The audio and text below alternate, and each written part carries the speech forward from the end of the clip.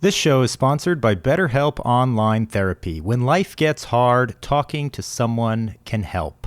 Whether it's venting, processing, or getting tools to deal with stress, visit betterhelp.com/allies and lighten the load.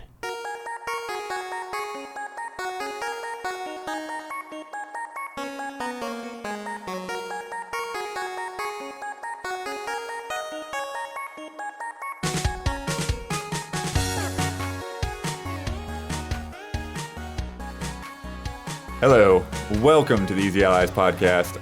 I'm Daniel Bloodworth, coming to you from Los Angeles, California. This week I'm joined by Bradley Ellis. Hello. Michael Huber. California. And making it all happen in the control room, it's Don Casanova. Hello, hello. Flying solo. There's the Howdy, camera. Nice. Friends, we're here to discuss some video games and some video game headlines from this past week. Apologies, there's a lot of things I'd like to put B-roll on, but we don't have a lot of time after the show. I've got to catch a plane in the morning, going to a family reunion, going to see my grandma for the first time in like 20-something years. Crazy. That's what life's all about, Blood. Enjoy that, dude. Yeah. Good stuff. So I was like, I'm going to go home, I'm going to put this podcast up, and I'm going to pack. Don't know if I'll sleep. Yeah. Yeah. Yeah. Sleep on the plane, I guess. I don't know. Dang. Yeah. That's a long flight, I bet. That's what, like 6 hours, right? Or more Well, than that? I'm going to Omaha. Okay. Yeah, because my mom's side of the family is in Illinois and Missouri, and then we'll stay with my wife's family after that. So Cool. Nice. yeah, lots of seeing family. But this week we're doing our quarterly preview. So going through a bunch of games coming out, but a lot of news have been dropping. We got the God of War release date. Ooh. We got Skull and Bones Ooh. coming out Hey-yo. release date. We got a Nacon Connect, which was more interesting than I thought it would be. So yeah, all of that. But before we get started, we must answer for the mistakes we made in last week's podcast. Pay for your sins. Don, cue corrections music, please. Boop. So, Isla and I both mispronounced one of the plurals for octopus last week. Ooh. I said octopodes, and Isla said octopodes. But if you're going for that weird word, the actual pronunciation is basically octopodes. Octopodes. That's a tricky one. Do you think they say that in Metal Gear anywhere? Octopodes? We had a game where we were don't think judging so. between dates, and we were all like, the N64 expansion pack released in '98? What? No. No. Wait, that's our same reaction, but Oh, it it was? did. In US? Yeah. With Donkey Kong? No, Donkey Perfect Kong Dark. came after the expansion pack was released. Right. Perfect Dark? It was Perfect the first Dark? game to be Was it packed Perfect Dark? in. No, Perfect Dark was even a year Even after that. But the expansion pack on its own did release in '98. I found the IGN review that was in December of '98. So Well, what used it at the time a then? lot of like Turok 2 used it, but they just didn't Yeah, require Turok. it. You could just it was Oh, it's there just- was a okay. knockoff one too that was like the high res pack. It was like I don't know, like Brady Games or that. Yeah, maybe because like Mad Cats. I didn't even think about it until I needed it actually maybe. Right. Same. I got with Donkey Kong. Yeah, I got that's the it. I thing. I definitely didn't had get it with Donkey that. Kong, but I had the Perfect Dark. expansion pack. So like I know, I'm pretty sure I bought that thing early just to have it. Because Majora's Mask needed it too, right? I'm Yeah. pretty sure. But Yeah. again, that was like this. That was another year after. That was like Dude, 2000. too ambitious for the hardware. Slap on an upgrade. Yeah. Man. Last week, everybody made fun of me for calling Hawaiian shirts aloha shirts. However, Revenge. another common term for Hawaiian shirts is indeed aloha shirts. Get This is wrecked. what most Hawaiian locals prefer to call them, and it's also what they're called in Japanese. Get wrecked. Dude. Take your corrections and stuff them. Were you on last week's episode? Did you make fun of them? No, it was No. Oh, okay. Damiani and Ben and Mitch. Nice. Get owned. Rock Band 4 came out in 2015, not 2014. Yeah, close enough. Capcom did make a new mobile puzzle fighter game in 2017. It was very bad and discontinued within its first year. It's funny when you Yep. learn that and it's like, oh, that's why I never heard of it. Right. It was terrible. You'd think it would be perfect for Dead. mobile, but Yeah. nope. And if you have a correction, leave it in the YouTube comments on either the public version or the Patreon version of this podcast. Start with the word correction and put the timestamp in there so we know what you're talking about. Yep. And Please do. John, end corrections music. Boop. Nice. All right, it's time for our summer game preview. We do this every quarter. We go through the games that are coming out. We pick some favorites. We pick some not so favorites. We talk about what's coming up. Some of these we'll speed by if nobody's like super into talking about them. Others we'll get a little deeper into. And then everybody's also been tasked with picking their sizzle or fizzle. I was inspired this time by 4th of July. Nice. And I actually think it might be the keeper. Like, there's actually like something that's clearly communicating. Sizzle or fizzle, that makes sense. Fizzle out. So a sizzle is a game you're most looking forward to this quarter. Preferably an underdog, but not necessarily.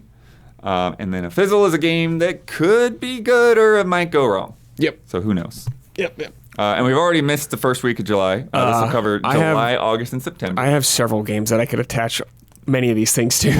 Definitely. Yeah, I'm not sure if I have my sizzle picked, but we'll find out when we get there.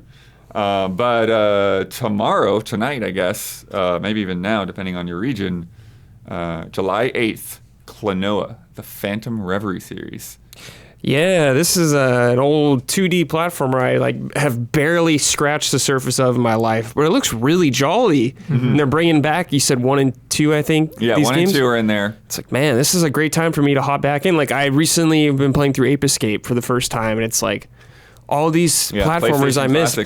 Classics, they're feeding me right now, so I'm amped. I'm ready to check it out. This one same looks, jolly. So rad. Yeah, I can't believe I never heard about this on PS1 or 2. I just can't believe it. It looks like right up my alley. The graphics look a little polished, N64 maybe. Kind of like Your old self, Don, sent you a gift like 20 years in the future. That's why you never played it back then. yes. Saying play this instead of Pandemonium again. That cover art is still haunting you, isn't it, Brad? It's something, right? July 13th, Loopman. So you guys you get to check this out? I saw it briefly. I don't really like the way it looks visually yet. Oh, you don't? No. Okay. Like, I mean, I don't think there's anything inherently wrong with it. Just stylistically doesn't line up for me quite yet, but who knows? I'm with Brad. Yeah. Oh. Interesting. Because I figured both of you guys would be into this. No, the gameplay could be fun. Yeah. I just it's something I have to feel to really, like a game like this, I have to feel to really So get. for listeners, and if you're not familiar with this game, it's basically like a side-scrolling combat action game, wielding a sword, kind of cyberpunky thing. There's some big robots and mechs and things going on there. There's some other powers going on. It's a roguelite, and they've also, but then even though it's side-scrolling, it's got like close-up, full-on cutscenes. Love that characters stuff. talking. Yeah. So Yeah, I'm curious about it, interesting. Blood. I'm I just don't- definitely in. 100% in. Oh, okay. Sold. Yeah, no, I'm in. Okay, sold. I'm not like gonna yeah. sit here and be like, oh my god, it looks like the best thing yeah. ever. For sure. Yeah, looks good. I had to look it up to see what it was. you know. Yeah. A lot of these just checking in. Like, what is this? Yeah. I'm really curious on this one, actually. It's funny Yeah. because the look of it is one of the few things I actually really do like. It looks almost like a really realistic hunt down type of graphics, obviously set in the future and everything instead. But just that side kind of diorama, like, view. Sometimes you see like you're getting like side sections of buildings as you're going through, and the depth of the backgrounds is just like insanely detailed. The city going back and everything. I love the look of it. I don't know if I'll like the roguelite. Every once in a while one catches me, but we'll see. The look of it though, Brad, you didn't like it. It didn't speak to me Didn't yet. grab you. Things can change though, but at this moment, no. Interesting. Rune Factory 5 is coming to PC that same day.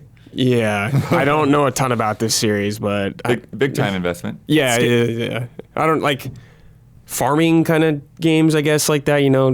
It's a big year for farming games. We Yeah, talked it's just about like Harvestella last I can week. maybe Yeah. try one for a little bit, but historically, I don't stick with these games very long. Yeah. So Yeah, and Yeah, if I'm gonna get into a farming game at this point in my life, it's definitely gonna be Farming Simulator. I'm not kidding. really, Like if I were to commit, like I'd love to stream that with Dawn or Isla or Don like or Rune something. Factory and Harvestella, like they've got that mix of farming and combat. and then going out into dungeons Yeah. and stuff. Yeah, Yeah, yeah, that could help that whole. because I even got into like Moonlighter for a little bit, but just scrubbed out sometimes. Yeah, I know it's sure. not really farming, but You're Yeah. a shopkeeper in it, right? kind of reminds me of just that loop.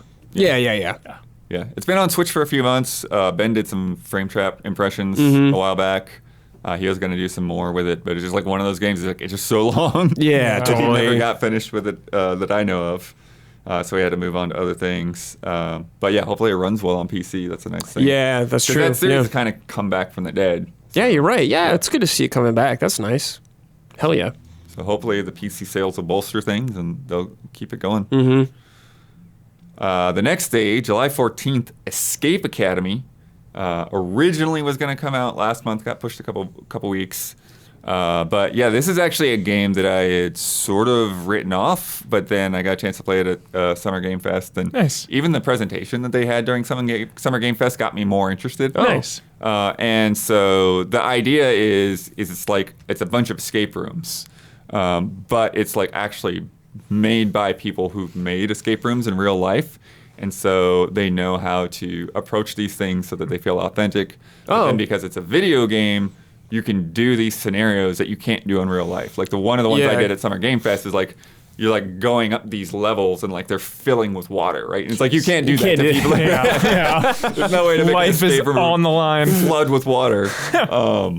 But and then because it's like there's like this academy that ties everything together, it's kind of it has those. I like that vibe. Yeah. Yeah, it has that sure. vibe, and it lets you just go off the rails with all of these different themes. It's like because we're not just like making up some scenario. It's like no, these are escape rooms. They're just in a virtual world. And, Anytime there's a school or academy, I'm pretty much in. So. Yeah.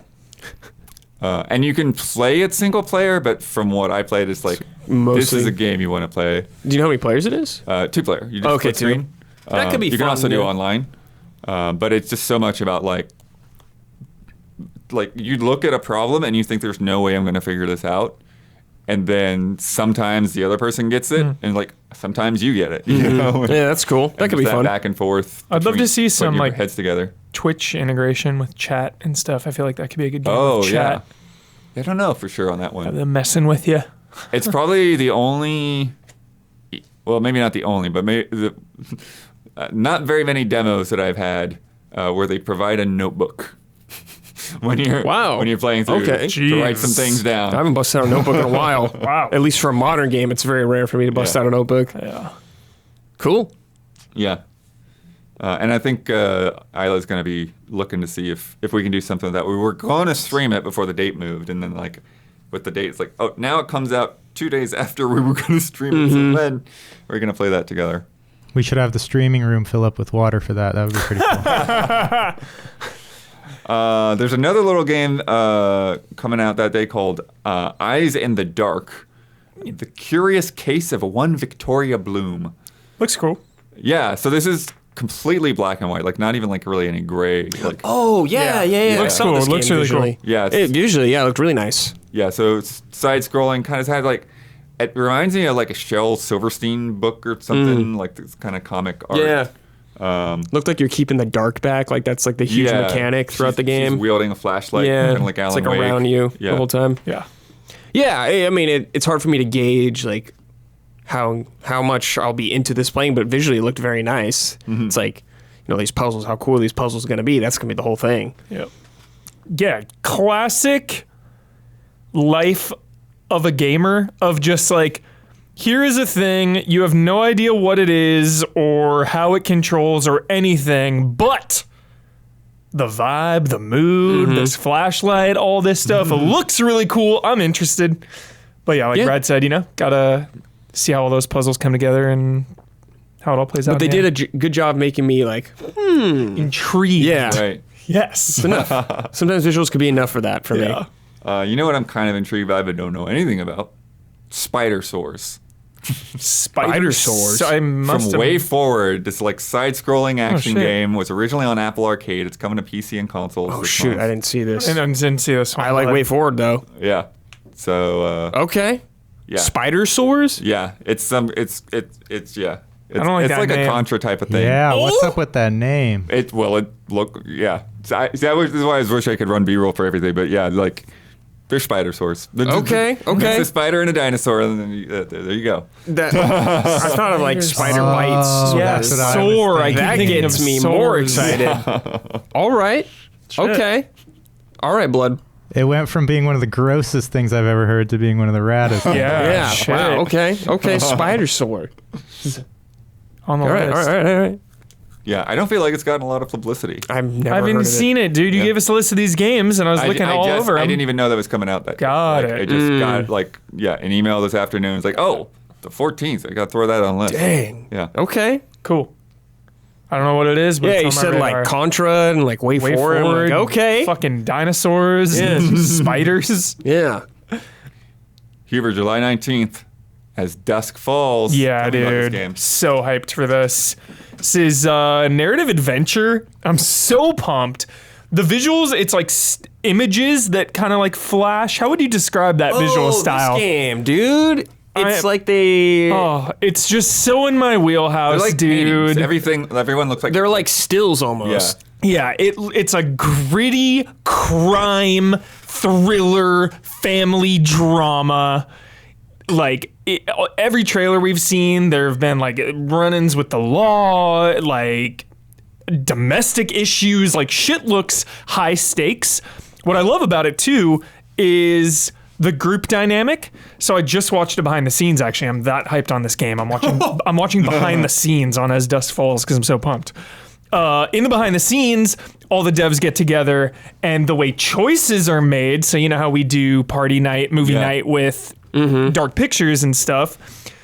The way it is on for this, everyone has a controller or their phone, and then you pick. So you all have like your little cursor, and you can pick what you want the character to do. So you all have input on But is it every just a vote? The vote. Yep. So the majority rules. Star Wars: The Old Republic do something like that? Yeah, if you had like a party member, I think with you, Yeah. something like that, you could like both pick different things. Pretty So- sure. Yeah, and I know they're doing the Twitch chat integration on that one. Nice, perfect. That's yeah. cool. So That I is think cool. we can still override chat if we don't Yeah. like your pick, but So I wonder if one player can get more clout, like one player's vote starts counting for more depending how the gameplay goes. yeah, That'd be Dawn, crazy. or like speed. Yes. If people buzz in faster, the tie goes to whoever buzzed in quicker, maybe, or something. I would like that aspect of it. That could make it chaotic. Yeah, Yeah, really would. excited to play this as a group. yeah. I think these experiences are so valuable. They're some of my favorites because it's like the best of both worlds. You get to watch a movie and play a game together with your friends, and talking during it is mostly acceptable. Right. So I will say Very that excited. They really do emphasize the multiplayer of this in a way that like makes me worried that like you probably like shouldn't play it single player, which I think is a little weird. I have, after the Quarry, Bloodworth, I went back and I've been going through Dark Pictures solo, and I am pleasantly surprised by how fun it is still alone. But that's what I mean though. Supermassive, they make a point of having each of those modes tailored to that. Good call. Whereas I feel like with these guys, they're like, hey, play with your friends. True. This is the way we want you to play. Yeah. So, But we're going to find out. We're going to see how it stacks up against, Telltale and Deck 9 and we're getting Don't another Nod. Supermassive game this year too in Yep. October. Yep. So got a trailer for that this week. Please be excited for those streams. There's going to be some fun ones. That same day is the Forza Horizon 5 Hot Wheels. Nice. Yeah. So That looked incredible. I'll be out, but I'm very curious to see you guys. Yeah, bring that I mean, thing. I have See Game Pass Dom right make now. some tracks, maybe. Yeah. Oh my God. Oh yeah, if you can make tracks, Dude. Blood, yeah, that's so fun. As a kid, all I wanted to do with those tracks is like giant Loops. drop into like 3 loops. Let's go. Yeah, And should be cool. One of the things that I think has been cool with both the big Hot Wheels things lately, like both the previous Forza Horizon 1 and the Hot Wheels Unleashed that came out last year, is they make that orange plastic look so good. So It good. looks like the real thing. Does someone at Hot Wheels, like, they're killing it? Does someone over there just love the video games, and that's how all this is going down lately? Maybe. No, they just like really nailed it. With Treat the partners past IP with few respect. Because there's so many, I think there's even like a company that's like called like Game Farm or something. Just like a publisher that basically they just make Game Mill entertainment. It's like we're just gonna pump out licensed You games. said it sounds like grind it out at the mill. And so like that's where a lot of these games Yeah. will end up, like Transformers and stuff. And I think Outright is another one of them where they just seem to make something cheap to put a IP on a box. But some of them can be okay. Nice. But it's nice that like Hot Wheels is like no. Yeah. We're gonna go to Milestone and we're gonna go to a good Forza. developer. Yeah. Good stuff. Yeah. Can't wait for that. That's a feel good hit of the summer for sure. Mm-hmm. Stray, bro. Stray, yeah, I think everyone here is looking forward to that game. This is like one of the Allies' most anticipated, I feel like. Yeah, might be my sizzle. Yeah, I might go with my sizzle. I haven't picked a sizzle. Nice. Go with the sizzle. Wait.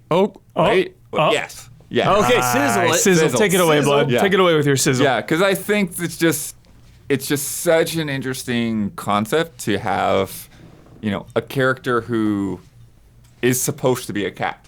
And not like an anthropomorphic Animal Crossing cat that's going to talk your ear off. But yeah. it's like, no, you're a cat. Great point. And so I think that's interesting that a lot of your communication is being done through other parties in this game, and the way you explore and everything, it will tie into that. What blows my mind, we're talking about, before you get your hands on a game, what do? You make up your mind about it. It's shocking sitting here right now thinking about how little I've seen of Stray versus so many other games. Mm-hmm. And I'm like 10 times more hyped for Stray than so many things. And we've barely seen anything. Like, I feel like they've been keeping a lot back, or maybe I've just missed it. Maybe that's just on me. But I think it's because it just feels like such a dense world to explore where just looking at like one frame of that game, it's all you need to see. Like they've put so much, like it's kind of like Fist, right? Yeah. You look at Fist and you're like, yeah, I know. You just this know. is a place. Like they've thought through this place. Yes. Yeah, to me, Stray's a game you see in the first 5 seconds. You know you're either in or out with the entire game. Yeah. That's all it takes, really. Isn't that a crazy concept? Yeah. That's it. It's all in. Okay. Cool. Everyone saw this futuristic cat walking around, and that was it. We were all just in love. Yeah, this cool looking city with some cool robot dudes. Yeah. Hell yeah. I'm in. Blood, how many allies will tear up during their Stray playthroughs? How many of us? will. How many of us? Damiani will. I don't know, because we intentionally like asked them. It's like, is the cat gonna die? Yeah, like honestly, like spoil me. Make sure that like we won't. Like spoil us, but we don't want to deal with this. Yeah, I'm nervous. Don't spoil anyone at home, though. We don't know. But I don't know. But like they pointed out, it's like, no, it's got like a teen rating or like a younger rating. Or maybe Animals, it's E10. dude, animals can die in kids' movies. Animals die in kids' movies. So, but yeah, I don't think we'll get too crazy emotional, at least in that way. But we'll see. Damiani will. So will you, though. Get emotional anyways. Yeah, it's very easy for other reasons. Very easy. The 22nd,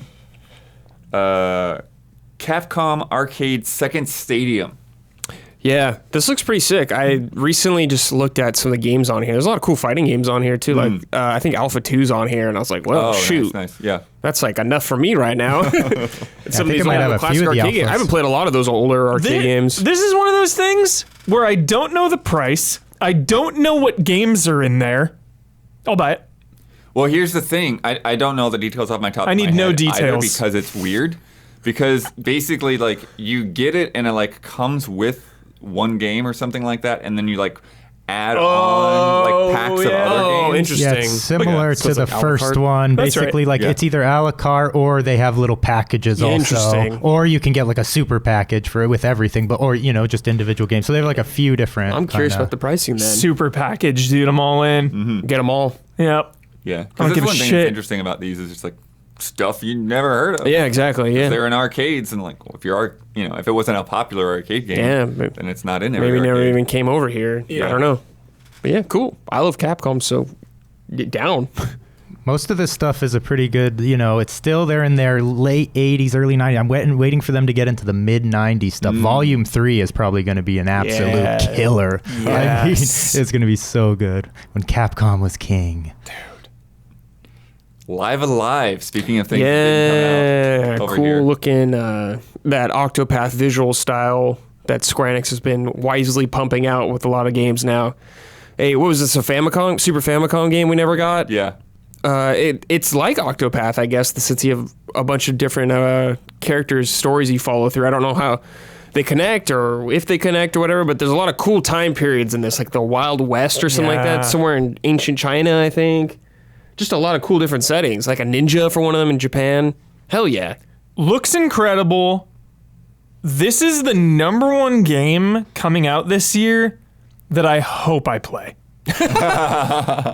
Sure, I really hope I get to this game and put at least a good chunk in or finish it ideally. I also think like Super Nintendo RPGs are like in that sweet spot of like how long they are.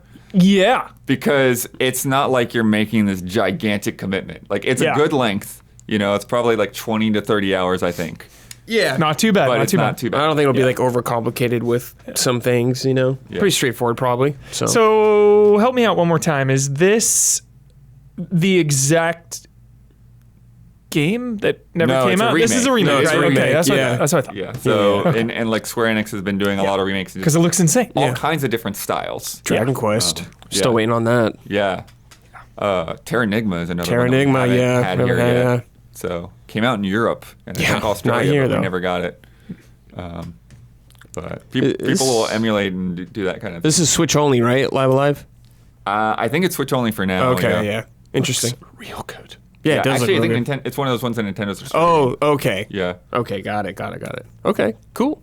I think they might have just thrown a demo up there on the store as well. There is a There's demo. a demo with 3 of the time And periods, it carries over, right? That's yeah, what I think heard. so. Dude, Square has been doing such good work with putting demos out for their games. Yeah. I really appreciate that. Like, so many of their games have demos, man. Mm-hmm.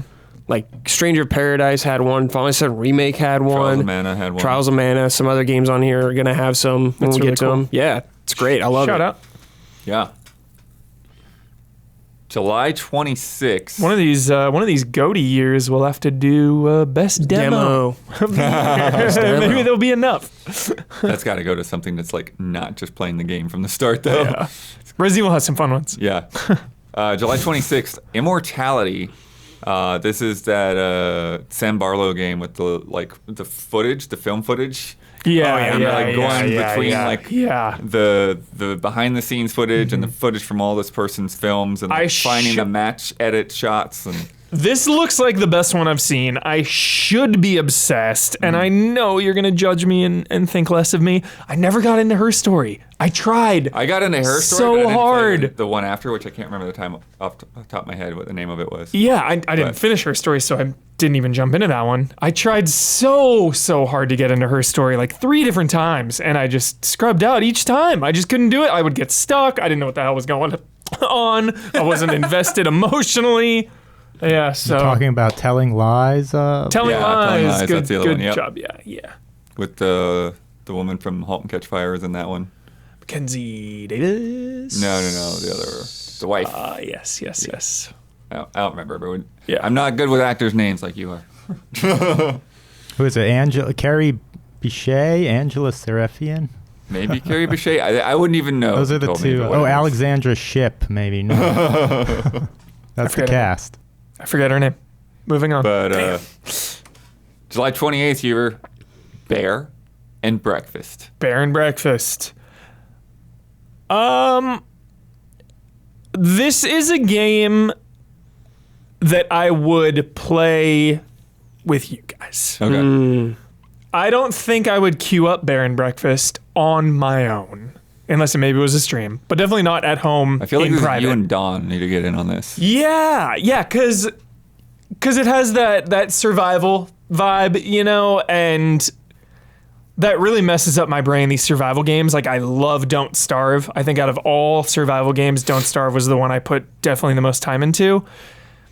Because there is, like, a goal and an ending. And I'm sure this has a goal and an ending, too, but I just get so lost. And I just spend so much time doing like side quests that I never need to really do. Like, I get lost in all the meaningless details that you shouldn't do in these games, and I just end up wandering around for 10 hours, and I'm like, dude, I've done nothing. I'm quitting. I'm done. Like, I'm so bad at these games. I get off task really easily. Yeah. I don't know if I would like see this game through to the end, but Yeah. the idea of being a bear running a bear and breakfast is kind of enough for me. Just be like, okay. Group stream. We gotta group stream it. Yeah, and it was just the way that different characters like view humans and talk about Yeah. yeah. The bear's so jolly in this, Dude, even like, this isn't a group stream game to me. This is a one-on-one game to me. I don't want anyone influencing my bear and breakfast. Sure. This is my place. Okay. Don't you tell me what to do. I'm making it how I want.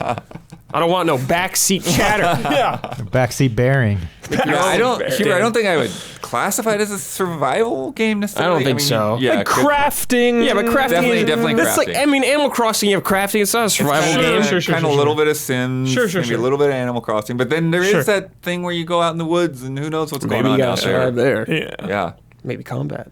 It just looks way more hardcore than the jolly tone will lead you to believe. That's the energy I got. Like, oh, bear and breakfast, this will be chill. No, this game I feel like is going to take a lot of your mental faculties. Dude, running a bed and breakfast is hard work. Yeah. Especially as a bear. Like dictating Prices. breakfast prices, How much do dude. the scrambled eggs cost?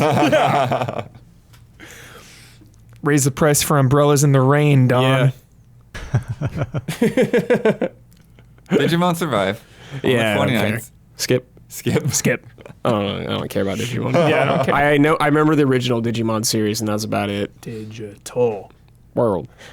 Yeah, I don't know a lot about People it. like these games, The whole post-apocalyptic setting for Digimon is really fun. not for me, but people seem to be into it. So cool.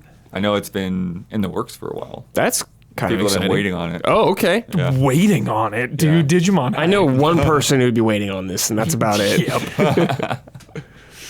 But unfortunately, it's the same day as Xenoblade Chronicles 3. Oh, yeah, sorry. I'm going to be playing Xenoblade instead. I've played the first two. I really enjoyed them, especially the first one. And, like, I'm ready to hop in. This looks good. This is, like... What was the other one? There's 1, 2, and... There's X. Is that in the... I have no idea. I haven't played X. It was on Stinky Wii U, so I don't know. Yeah. Okay. I didn't know if it was affiliated to 1, 2, 3. Really related, but there's probably some threads. Something, yeah. Got it, Some, sorry. like, robot bear from... I don't know. Got it. It's just And weird there's because they're Torna. like spaceships Yeah. from like the United States and that kind of thing in X. Got it. But yeah, this developer, I think's one of Nintendo's best Japanese developers, I would say. I can't believe how fast they are to Exactly. put out another one of these games. Didn't you tell me they pushed it up? Yeah. Yeah. Yeah. Crazy. It got pushed up, yeah. It was It's supposed to be like, September, now it's July. That's yeah, confident. Just confident. Great JRPG series, and it's nice to see they got to 3 of them. Like, we barely got the first one here. It was Yeah. like a struggle to get that game. Now we're getting the third one, so it's nice to see. And Yeah, I wonder It is a feel-good story. if people hadn't pushed for that, like what would have happened? I don't know. When would we have gotten that game? This seems like the best timeline for that it really is. It really is. And they even remade the first one, so that was nice too. Yeah. But I'm really excited to dive into this blood. The combat looks really cool. The mechs going on, all that stuff. And I'm really curious to see their open world because their areas are huge. Yeah. And I want to see some big like Godzilla monsters in the background because there's big old beasts in these games. Yeah, and the just from that presentation they had with the direct, like it just looks so much more interesting and appealing to me than 2 did. Yeah. It's like I still want to play 2. Yeah, I get that. There's just something about like going around and like collecting the sword people that Yeah. Like just I was not into. 1 to 2 is definitely very different for sure. But yeah, this looks great. Really hyped. I know Damiani's extremely hyped also. Yeah, and I feel like the hero mechanic kind of fills that role where it's like okay, add an extra party member, and they're gonna add to your job skills and all of that. Yeah. Drift compatible stuff. Yeah, looks good. Very excited. I can't believe this game got pushed up, but that's really rad. Rare. bold moves. Yeah, bold moves. Any Xenoblade thoughts, Huber? I don't think you've dove in yet. 10 out of 10 intimidation. Sure. They are gigantic. Yeah, they were pretty long. They are dude. gigantic games. Yeah, they're pretty. And I never big. beat 1 and 2, so there is a 0.00% chance I will be playing this game this year. Sure. Won't even touch it. Yeah, that's the Not thing I'm on for the a fence on second. because it's like they do connect, but I don't think they connect in such a strong way that I Yeah. feel like you need to like, Maybe. have to Like, catch up. I played 2 before 1, right. and it's like, I wasn't that lost. Got Right. it. Like, some points I got lost, but I was like, okay, well, whatever. I would want to play 1 just from hearing one's you guys good. and Damiani and Ben, just the nonstop One is praise. amazing. Masterpiece, you guys say. They fixed the faces too on the Switch version, so it's acceptable now. One is just one of those games that whenever you think you have a handle on like what's going on in the world and the story, it's like, nope. Nah, we're gonna change gears on you. That's fun. Surprises. Keep you on the back foot. Great sense of scale. Yeah, those games. one of the best things in this Huber is like The music. well, the music is fantastic. Music is good, but even on the freaking Wii, they had like this dinosaur jungle. And you're walking around on these boardwalks in the trees, and there's dinosaurs going beneath you. Sick. And then you can just like jump off a cliff and fall like 10 seconds into a lake that's below. That's fun. It's one of those games Yeah. you played, you're like, wow, I can't believe this is running on this as well as it is, especially. Jumping from high points into water below in games. Very nice. That's a feeling. Off the Gerudo Valley Bridge, dude. Yeah. Ocarina of Time. It's so fun in Xenoblade. Yeah, it is. Aloy, dude, like gliding and then releasing. Yeah. Moving on to August 2nd. Game I don't know a lot about, but I refreshed a little bit on today. Froggun. Right, yeah. Or I saw this. Froggun. I don't know. It's a frog gun. Yeah. I'm guessing it's Froggun.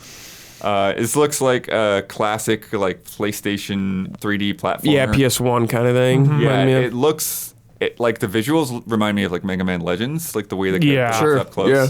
Looks awesome. Yeah. And you I'm intrigued. Yeah, so you have like this little frog hook shot thing, and you squeeze it and the tongue sticks out. And so then So you use weird. that to like cross gaps, so you use that to like pull something out of a wall, or you like grab an enemy with it and toss it at somebody. Game devs rule. Where'd he come up with this shit? It's so cool. Froggun. August 4th, Turbo Golf Racing. I keep forgetting what this is until I look back at it. So this is basically like a Rocket League clone, but it's golf. So you're all like chasing the ball to get it down the fairway. Fun. and This into looked the hole. really fun. That's cool. Yeah. This looks like such a good party game. I want to see how this plays out. Do we know how many people it is locally? I think they said like 8. Okay. Damn. I don't know about locally. Maybe it's Chaos. only 4 locally, but Yeah. maybe 8 online. 8 lobbies. Yeah. This looks like a really good idea, and I want to see how it all shakes out for sure. Taking that Rocket League formula to other sports, sure. Yeah. Yeah, it works. It just looks so much like it. I know. I can't believe it's just not another mode in Rocket League or something, because it literally just looks like that. August 5th, Gigabash. Do you remember this one? no. Yes. This is a kaiju arena brawler game. right. Yeah. And it's like Power Stone kind of. Yeah. And 4 players just smashing each other and like, knocking over buildings and throwing things. And You said Kaiju and Power Stone. You had me. You had me right there, Blood. That's all you need. yeah, Yeah. Could be fun. good group stream for sure. Yep. Brad, you signed up to review this, I think, last year. I did. Thymesia. This is my sizzle. Yeah. Yeah, I'm very excited for this game. It is 100%. Hey, we saw Bloodborne. That looked cool. Let's make our own kind of game. And it's like, yeah, that's what it is. And I've seen a lot of games like that nowadays visually. Yeah. And sure, why the hell not? I'm down. I like Souls-likes a lot. So you got more that has a cool style. The combat looks really fast, like faster than a lot of them. So I'm really curious about that. And a lot of there's a plague going around this whole thing, and a lot of you like wield plagues to kill guys and stuff, like a scythe plague. I was like, all right, that sounds really sick. I'm down to kill some freakos in like a really messed up town. Hell yeah. Hell yeah, I'm down. And that's like, that was it. That's sold. I'm in. Looks great. I hope it's good. It's PC only too right now, which is interesting. Oh, okay. Yeah. Yeah, I didn't remember that. Nice. Hardcore. But yeah, stoked for this game. Can't wait to play it. Don, where are you with 2 Point Campus? I know Ilo is in like 2 Point Hospital. Any thoughts? Any interest? No, I don't. I actually don't have a huge amount of interest in it. I played a tiny bit with Isla, but it just didn't grab me. Got it. Yeah, I know because she was into some of the older games, and so she got into 2 Point Hospital and was playing that, streamed that here and there. But I like campuses. yeah, Sign me up, dude. Managing a comedic university. Oh, the We'll comedy see. angle. We'll see. I'm still into it. It's still a university. I'm still in. Yeah. I remember. I remember the hospital one, like having just like these weird diseases and stuff. Mm-hmm. Yeah, Like, I don't know if there's going to be a clown class or anything like that. it could be. It could Class be. actually might be. Oh, boy. It might be a thing. One you guys pointed out and turned me on to August 11th, Arcade Paradise. That wasn't me. Huber and Don. Oh my yeah. god, yes. Oh my god, this game. Yes. Dude. Not what I expected. I am pumped for this game. so rad. This, you start out first person laundromat owner, and all you do, you're trying to run this laundromat, like picking up loose change out of the washing machines, and you earn enough money and you make your laundromat an arcade, and you can start like getting better arcades. People start coming to your arcade, and it just visually looks really cool. I'm really excited about this game. Obviously, I want to play with Dawn extensively. Like, this just sounds like a really fun night. Like, yo, let's get our arcade going. Yeah, it looks so neat. It's like not what I expected at all. I didn't know they were going to do the first-person angle, which is really fun. Yeah. You're like running this laundromat, taking gum off of the machines and floors. I hope you can use that ice spray. You ever use that? When I used to work at a movie theater, we get to spray all the gum that left on the carpet with this like liquid nitrogen spray. Sick. Free, yeah. So I'm hoping that's in there. But the other thing I liked about it, Huber, is there's a bunch of like arcade-style clone games. So they're not real games, but they're all playable, and they look like pretty neat, kind of like clones of a bunch of different. They even have vector graphic games and like going through all the decades. It looks Essential. so rad. And like, that's so fun too, because then you are kind of in the shoes of the patrons as well. The people who come to your arcade, because it's like, yo, you get a new cabinet, I want to play it too. That was one of the things in all the arcade kind of simulators I've played. There's always there's rarely the thing where you actually get to play the games. Right, yeah. So it's one thing to not even get the licenses, but this is a neat angle. They don't have to worry about the licenses, but you can tell what game it's based on. It's really neat. It looks fun. Have you guys played Coin Game? No. I don't think I have. You both should look into that. Shit. Coin game. Sounds tight. I like the name. Cult of the Lamb. This is one I'm missing Isla for, because I think she's Right. the most into it. I've seen some of it. I don't really know what to make of it yet. I'm still kind of confused about. It's like you run a cult, I guess, in it, but there's some combat elements to it. Or I'm like, was this like Binding of Isaac kind of the combat?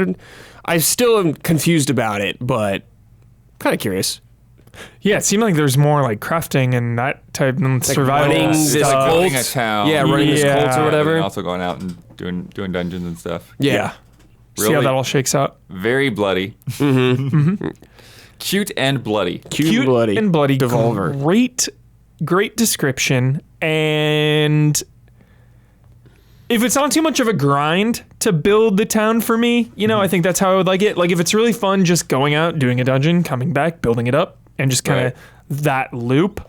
But if you really have to get in with your town and start like min-maxing things and like really managing that, I don't know if I'd be as stoked. So I hope it's quick and snappy, this game. For sure. That's my hope. Yeah. I hope you don't have to like manage every single village or maybe like super detailed, I guess. That'd be intense. Like, yeah, I hope it's a little more streamlined, I guess, like you were saying. Just go blast some people. Yeah. We don't have to say a lot about it, but August 12th, Spider-Man coming to PC. Yeah. Flex it. Big deal. That is a big deal, yeah. Flex it. This is one of my favorite video games ever made. You can call me basic, but whatever. Truly one of the most fun possible times you could ever have. And if any human out there ever needs a video game recommendation, this is immediately locked and loaded Yeah. as a video game recommendation to play for just pure fun. It's easy to recommend a lot of people. Yep. Such mass appeal. Yep. Blockbuster gaming at its best. Yeah, it is. Gloomwood. Yeah, I haven't seen this game in a long time, but I remember seeing it back when it first came out, like that, whatever the demo they had back then. Pre-alpha. The pre-alpha. I played a little bit of it, and I was like, okay, I'm sold. First person kind of Nightmare Creatures vibe. Like, that's enough for me. And I haven't seen like anything else new from it, but I want to play this. This is my sizzle. Nice. Yeah. Hell yeah. August 16th, by the way. I didn't put the date out A day before my birthday. Happy There you birthday go. to me. Excellent. If you've been watching us, we've been hyped as F for this years. game. It is a very small effort. Not a lot of people working on this. It sometimes it feels like it's one person. The way they talk about it, just, tweet about it and stuff. Right. They did a huge, since you played Brad, the biggest thing they did was a huge lighting overhaul. Oh, okay. Big time. Big time, yeah. So they've just have been like visually upgrading the game, adding to the game. Like Brad said, Nightmare Creatures, but it's like, think of Thief, like immersive sim with Freakos and like a late 90s, early 2000s visual aesthetic. Yeah. Gothic PC. horror. Yeah. Yeah. From the brief little bit we played, it was so much fun. They're just the immersive sim quality, like the survival horror element of like finding equipment was really fun. There were no parts when anything was too confusing. There was one part when you're in a really, really dark sewer, and even that wasn't annoying. You're like kind of being hunted around. Everything just felt Top really 10 sewers. Yeah, everything felt just really balanced and really good. And that was a long time ago, so Nice. we will see. We will see. Very, very hyped. And this is real hype, not... I don't want to be mean, because I like it. This is real hype, not like semi-ironic Dolmen hype. Oh, okay. Okay. Okay? I really like Dolmen. Not enough to finish it, though. Not enough to finish. But Gloomwood, for real deal. Real deal hype. Excellent. Yeah. Same day. Rollerdrome. Remember this? Oh. This Ollie is Ollie the World. where you're skating around shooting. Post-apocalyptic Yes! skater shooter game. What the hell? I can't believe this is coming out already. They Yeah. just did All Alley World. This felt like someone there was messing around on their lunch break. Right. Honestly, just like messing with something cool, like they've got time to kill, and they all of a sudden made something amazing. They're like, "Yo, Yeah. this is actually really fun. Hey, check this out." It reminds me of they were maybe toying with making Ollie Ollie World 3D for a point. Right. And just experimenting, and they're like, let's make a rollerblade character or something like that. And it just That kind too. of Great grew call. from there. Yeah, looks fantastic. Looks unique. Yeah. I don't know if I'm confident to say how much is there. Like, I have no idea how much of there is right. in this game. Yeah. This could be just I like feel like they even like put an emphasis on like still doing like stunts and tricks and stuff. Yeah. So like I don't really know what the format of this is yet in my Yeah. head, right? Like I don't know. It's like you go into this like a Tony Hawk arena and you have like 3 minutes to kill as many Yeah. things. And it's like looks like a flash. Is it going to be like Bulletstorm or something? You know, like Yeah. Hard to say. Yeah, But yeah, curious about it. I'm in. Definitely. I'm super in. yeah. Really cool art style. Yeah. Too. Yep, love the way it looks. Yep. Yeah. Just that comic book kind of visual. And Ollie Ollie, all of them incredible. So they've led me to believe that this game feels amazing. Probably. Right. Yeah, You know? it probably feels really good. Like I believe that. Yeah, that's what Yeah. it's always been about. Yeah.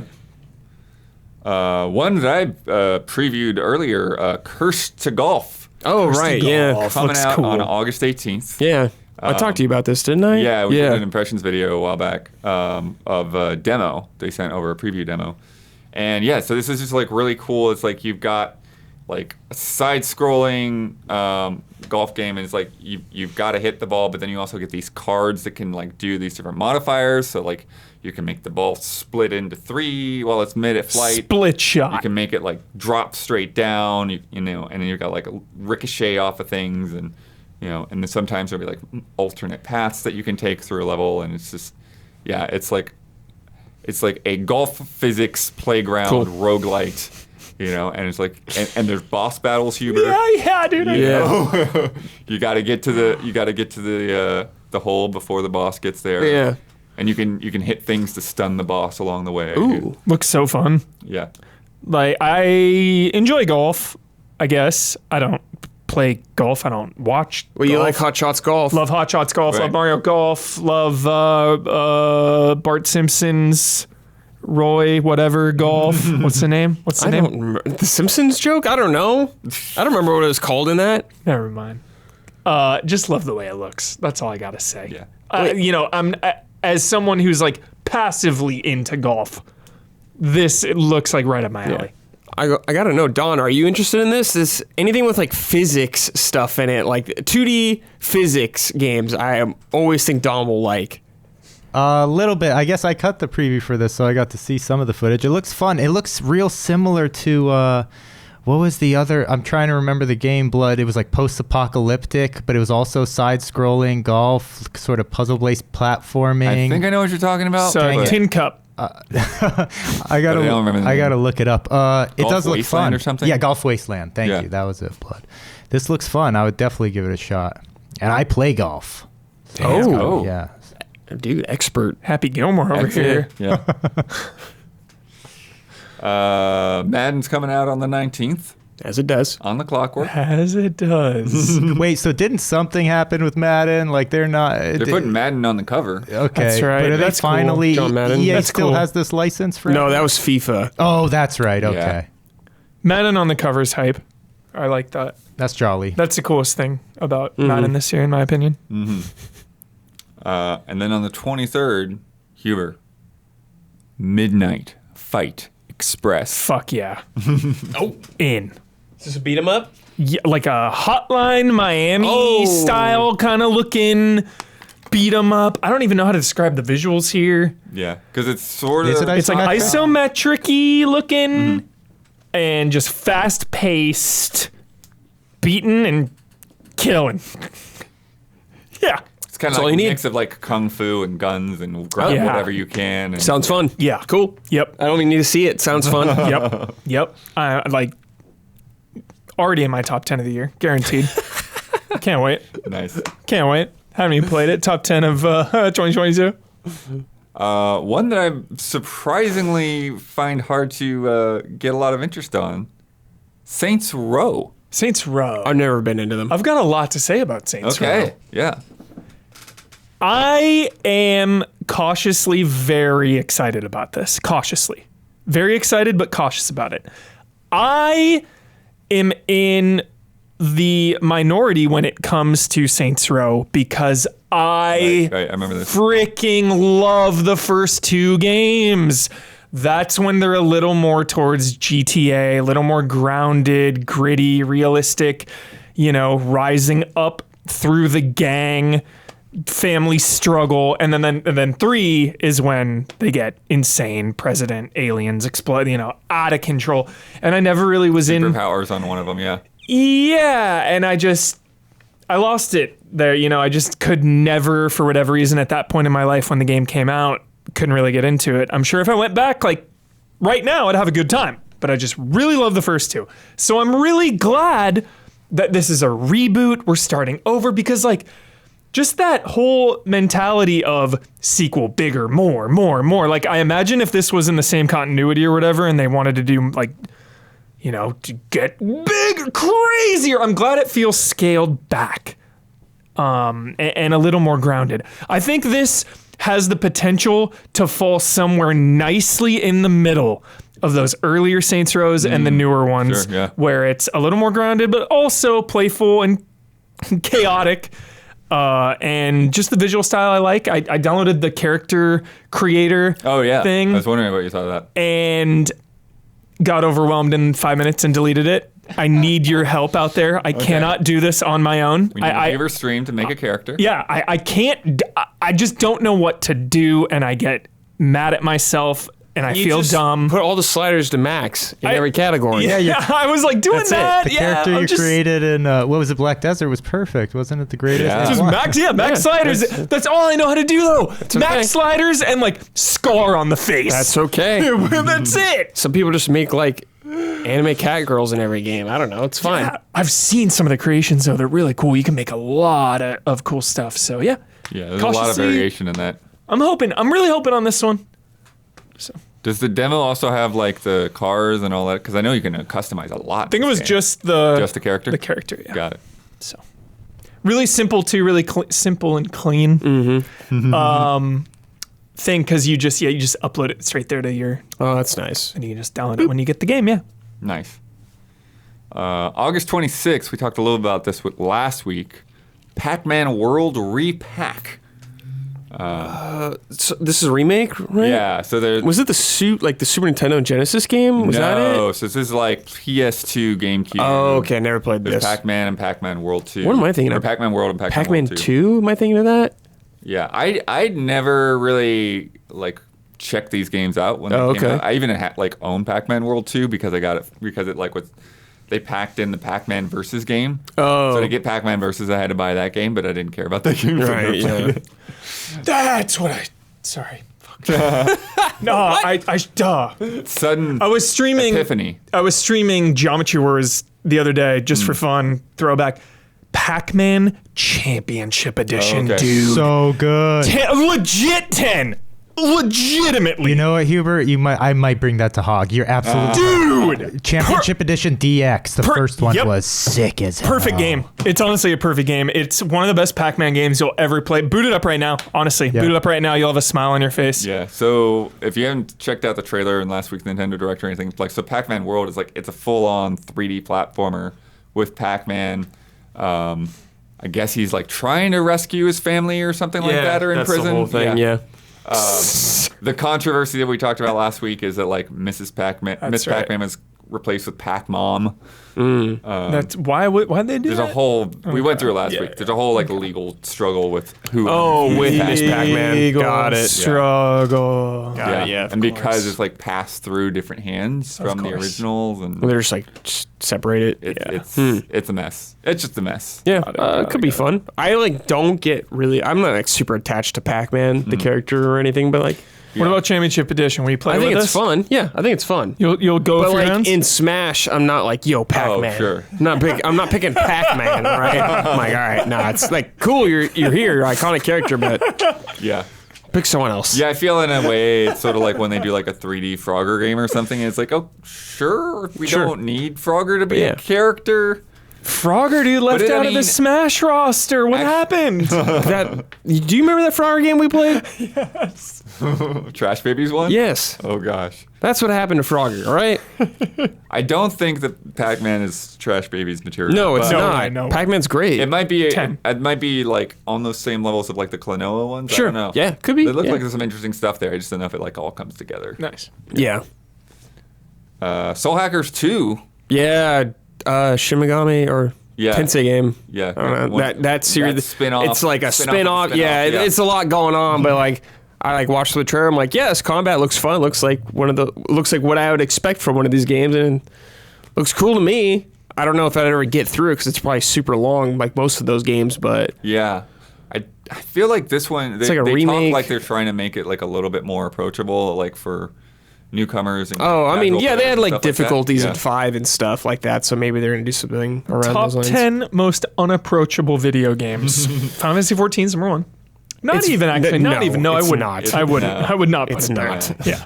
Maybe Star Citizen or something. Maybe. Yeah, that's what I was thinking. EVE Online. EVE Online, yeah. There we go. Spreadsheets, yeah. Excel 14, sheets. 14 is very friendly. Yeah, people can get all types of people got into that game. Very friendly. It's friendly. I don't know much about it, but I threw it on the list. August 30th, Destroy All Humans 2 Reprobed. So they did that. Pointing at Dawn. Yeah, I know Dawn. very little about this other than it seems like a sort of a remake, a remaster, like they kind of did of the first one of the second one now. Right. So it's just, more of that. Now, the second one was a little bit, I think, lower rated than the first one. So I don't know what to expect out of this one. It's odd they won't just make a brand new full all building up. Yeah, I think they're building up. Have to these it. remakes been? Did the first one sell well? I wonder. They I guess sold it must well have enough to do a done second good. Yeah. So. And Don, we were kind of looking in.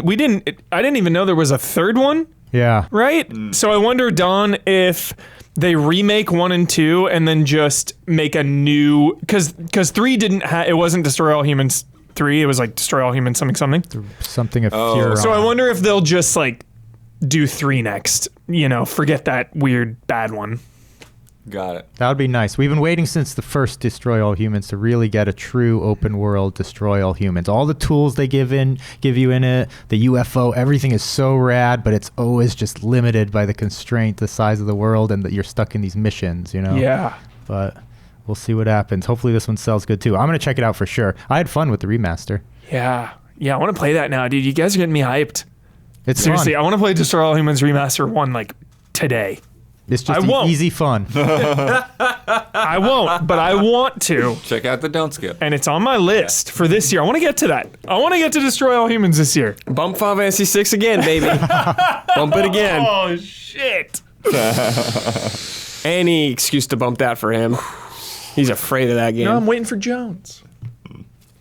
Also on August 30th, Tinykin, which is a neat little game. I don't know if I expect a lot out of it, but it's got kind of Pikmin vibes. And so Huber, I don't really know like what the story behind it is, but the sort of like the theme of it is like you're exploring like these rooms in this house. It's this like little guy running around. I love that. And you have these things called Tinykin, okay? And so the house is all rendered kind of like just like a normal video game, but the characters, they look like little 2D animation cells. And they look really sharp and really nice. And then like Pikmin, a different Tinykin have different abilities. So like you've got the purple ones that are like can carry a lot of weight, and so they can grab, they show them like grabbing like a yogurt container out of the fridge and carrying it off somewhere. Fun. They've got green ones that you can stack up like one of those Super Mario Brothers cactus. Oh, sweet. And then get up to higher ground. And then red ones that are bombs and just like... So it is Pikmin. Yeah, and electrical ones that like you... But see, they there's that Pikmin element to it, but especially like the purple guys. But the other ones, like their abilities are so different than how you interact with Pikmin. Because like the ones that have the electrical currents... Like I think, like in Pikmin, like they can resist electricity or whatever, right? But in this, it's like you actually like create like a chain of them to like power an object. Oh, okay. So it's like you put one here, you put one there, and then the electricity goes between them. Do you send them to attack things like Pikmin? I think so. Cool. Yeah. Little whistle. But yeah, so it's a neat little game. Cool. Don't know what the story is, like I said, but Yeah. Blood's curious, though. Curious for Keeping sure. an eye on that. Sign him up. Sign him up. Full review. All right. Now, September, which you might not say is summer, but, quarters are 3 months at a time.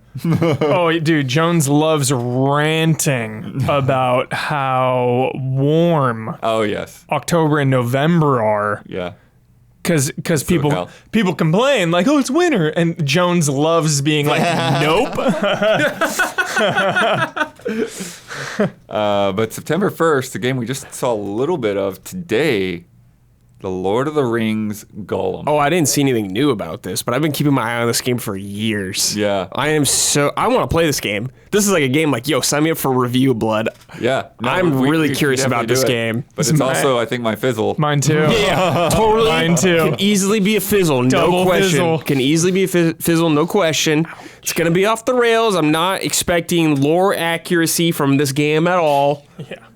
I just think the idea of being Gollum and like smacking an orc on the head with a rock sounds very funny to me. And I'm very curious to see how they're going to do this.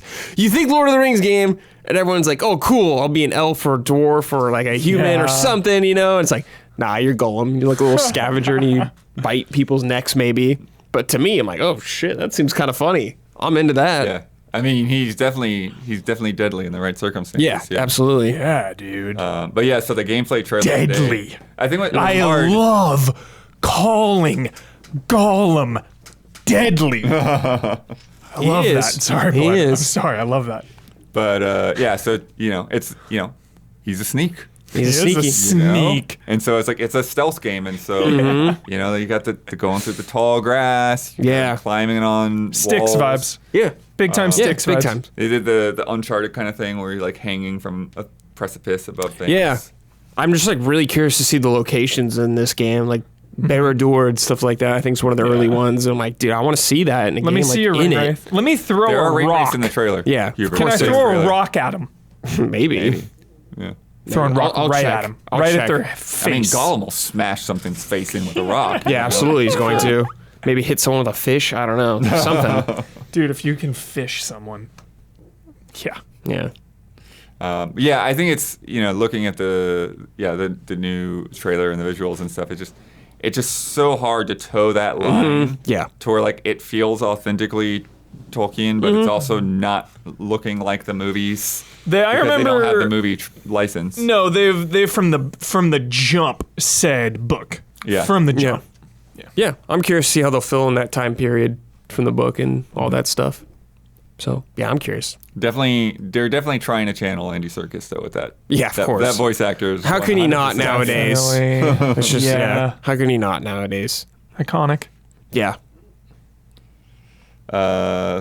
Next day, September 2nd, JoJo's Bizarre Adventure All-Star Battle R. This is like a port or like a redone version of something? It's like a port, but they're adding more characters and Okay. stuff because the series has gone on. Yes, it has. So they're buffing it up. Okay, that's buffing cool, out I the guess. roster. I never played a S JoJo game, but cool. I like JoJo. Yeah, it reminds me of like Marvel versus Capcom kind of just yeah. all out kind of craziness. Cool. The one thing I remember when they played the original back at GT was just like horse combos. Horse There's combos? a character on a horse in this game. Oh, okay. Like while you're Sick. Like have a fighting game with a horse on the screen. Yeah. Just Yeah. some huge characters. It's like I want to be Dio in this game, so yeah, I'll try that. Hubert, Yo. September 2nd. You know what's Oh that my date? God, yes, dude. Are you kidding me? The Last of Us Part 1. Jesus. So soon? Yeah, I don't even know what to say about it, honestly. Still haven't really seen. You just played through the first one. Yeah, just finished 1 and 2 again. Not my first time. I've finished them a bunch of times.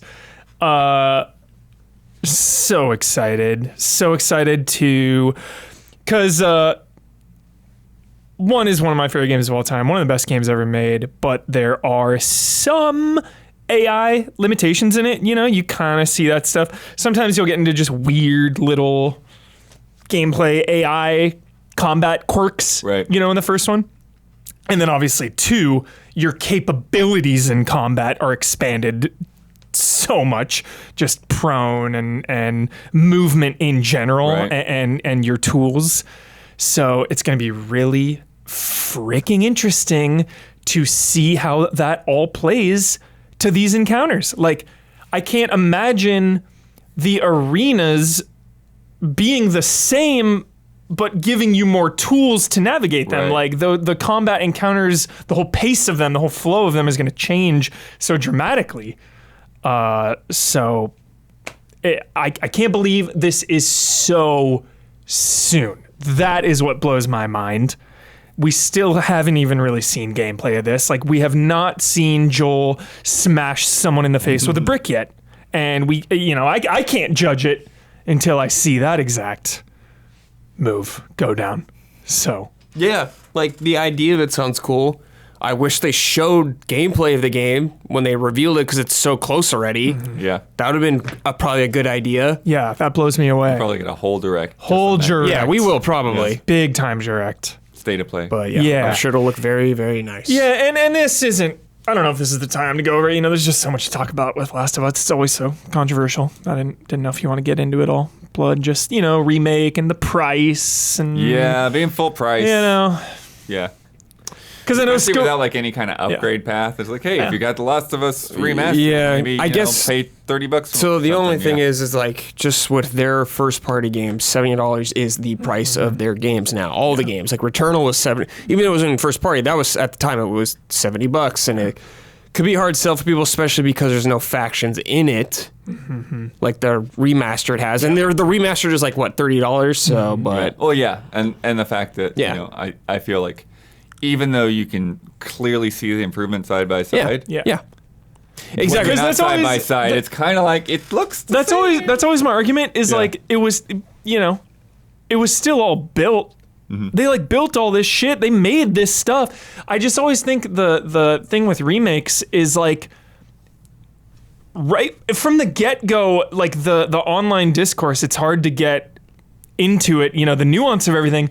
But just reading it and hearing about it, it always feels like a new remake, everything is just like pops into existence. Okay, well, what's missing? Okay, here's everything. Okay, remake. Okay, here's all that we have.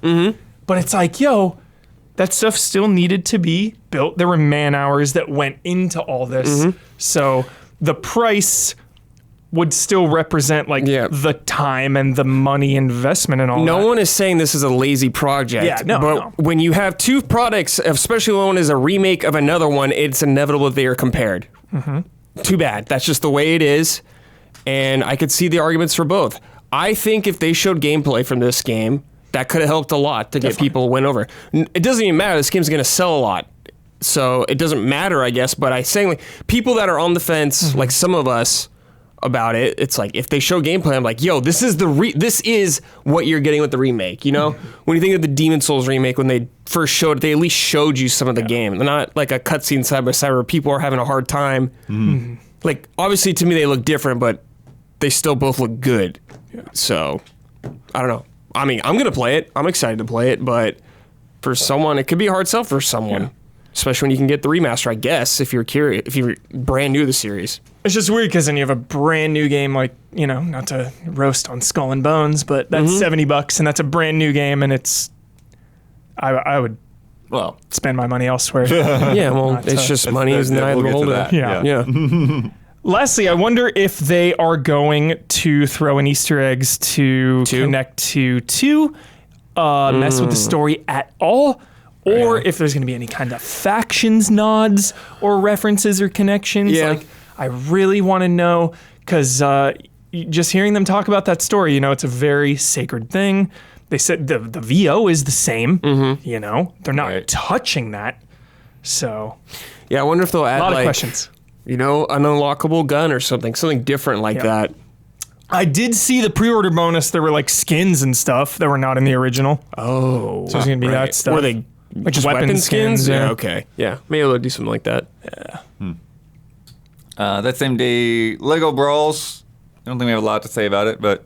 Do you build Legos and brawl them? You sort of. Like, you create, like, your own little characters and do, like, a little Smash Brothers kind of Lego game. I think it is targeted more as, like, a family kids game kind of thing, so... Nice. Probably not going to blow anyone away, but could be fun. Nice. September 6th. It's finally coming out. Temtem. Oh, remember Temtem? Yes. Whoa. That Pokemon. Yeah, I do remember that. Way back in early access. Yeah, like years ago. Years ago or so. Yeah, finally coming out. Wow. Jeez. Okay. So I don't know if anyone's gonna dig into it, but no. You got like the 2 worst people on the desk for this kind of game. Maybe Damiani would be into it. Damiani's thoughts would be. Get a live look at the Jones household, maybe. Right. Yeah. Yeah, Jones just shows up one day. Hey, look, I got a level 99. Yeah. Could be fun. Like, sweet. Pamplemousse or something. Pamplemousse. Oh my God, you know Jones would just be like max level everything if he dives in. This is an interesting situation, but I still don't know if I care about this game. The Tomorrow Children Phoenix Edition. Oh, right. I never played the original version, so it's hard for me to say. Right, yeah. But the situation is interesting. Never played it before. So, yeah, originally, this is Q Games, the same company that did all the Pixel Junk stuff. Yes. And Tomorrow Children is kind of like, it's got like these like Soviet like factory worker vibe kind of things, and you're like, what are you, like mining materials out of like giant monsters and building a town? Or I don't really understand what you do. I feel like, did the original come out years ago? It will be, this is releasing 6 years to the day. I feel like I played it at E3 actually, the original, and it was fun.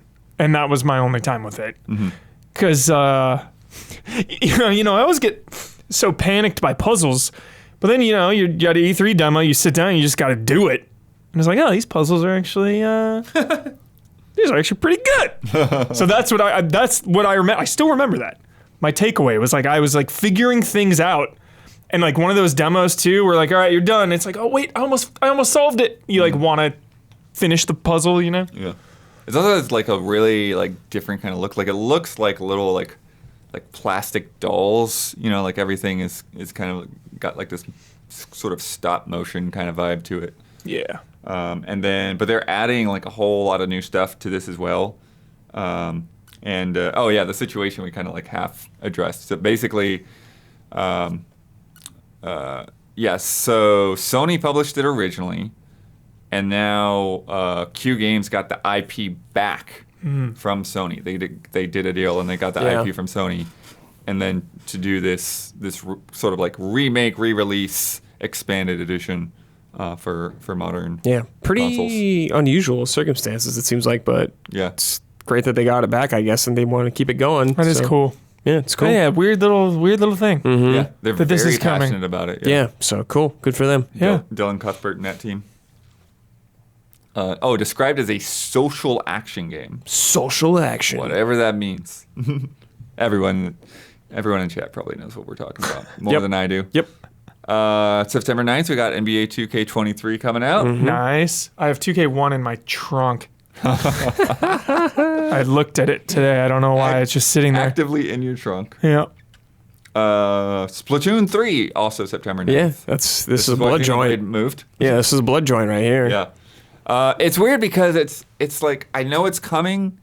I'm not excited yet, and I don't have any reason to not be excited because the first two games are excellent. Mm-hmm. You're the Splatoon guy. Yeah. Yeah, he is. I'm the Splatoon guy, but I guess I am. That's what happens. Sometimes you just get associated with the game. Because like I didn't even play that much of Splatoon 1. Doesn't matter, blood. You probably showed Splatoon 2 was coming out. You probably showed some interest at a point. And then I more didn't than everyone else. That's all it takes. Yeah. Blood has a smile on his face, like squirting the splatting everyone. It's like, yep, that's Splatoon it. guy. Yep. There it is. Yeah. You're reviewing every Splatoon game now. I did do a preview event. It was the last time I went to Nintendo was for a Splatoon preview event. There it is. There it is. So is this continuing the story? Is this going to be the epic conclusion of the Splatoon trilogy? Maybe the Splatoon is mammalians are coming. Yeah. Yeah, I wonder if they want to do something different next. Yeah. It's got like a whole like post-apocalyptic kind of it's vibe insane. going on. And that DLC, right? It was like really intense with the story. Yeah, there's a lot of stuff in there. Yeah. A lot of people really like that DLC. I enjoy the feel of that, and just like there's a sense of being able to play a shooter in a different way and find it totally is. Yeah. And just like all of the different weapons and just how creative they get with it all. Yeah. Definitely one of Nintendo's more newer IPs, I would say, that's very successful. Trying to think, like, people are always like, oh, Mario, Zelda. You know? I got to splat shoot Yeah, at Splatoon's Yoshida. fucking awesome. What a cool IP. Yeah. Shout out, dude. Shout out to cool. Splatoon. It's cool, yeah. Yeah.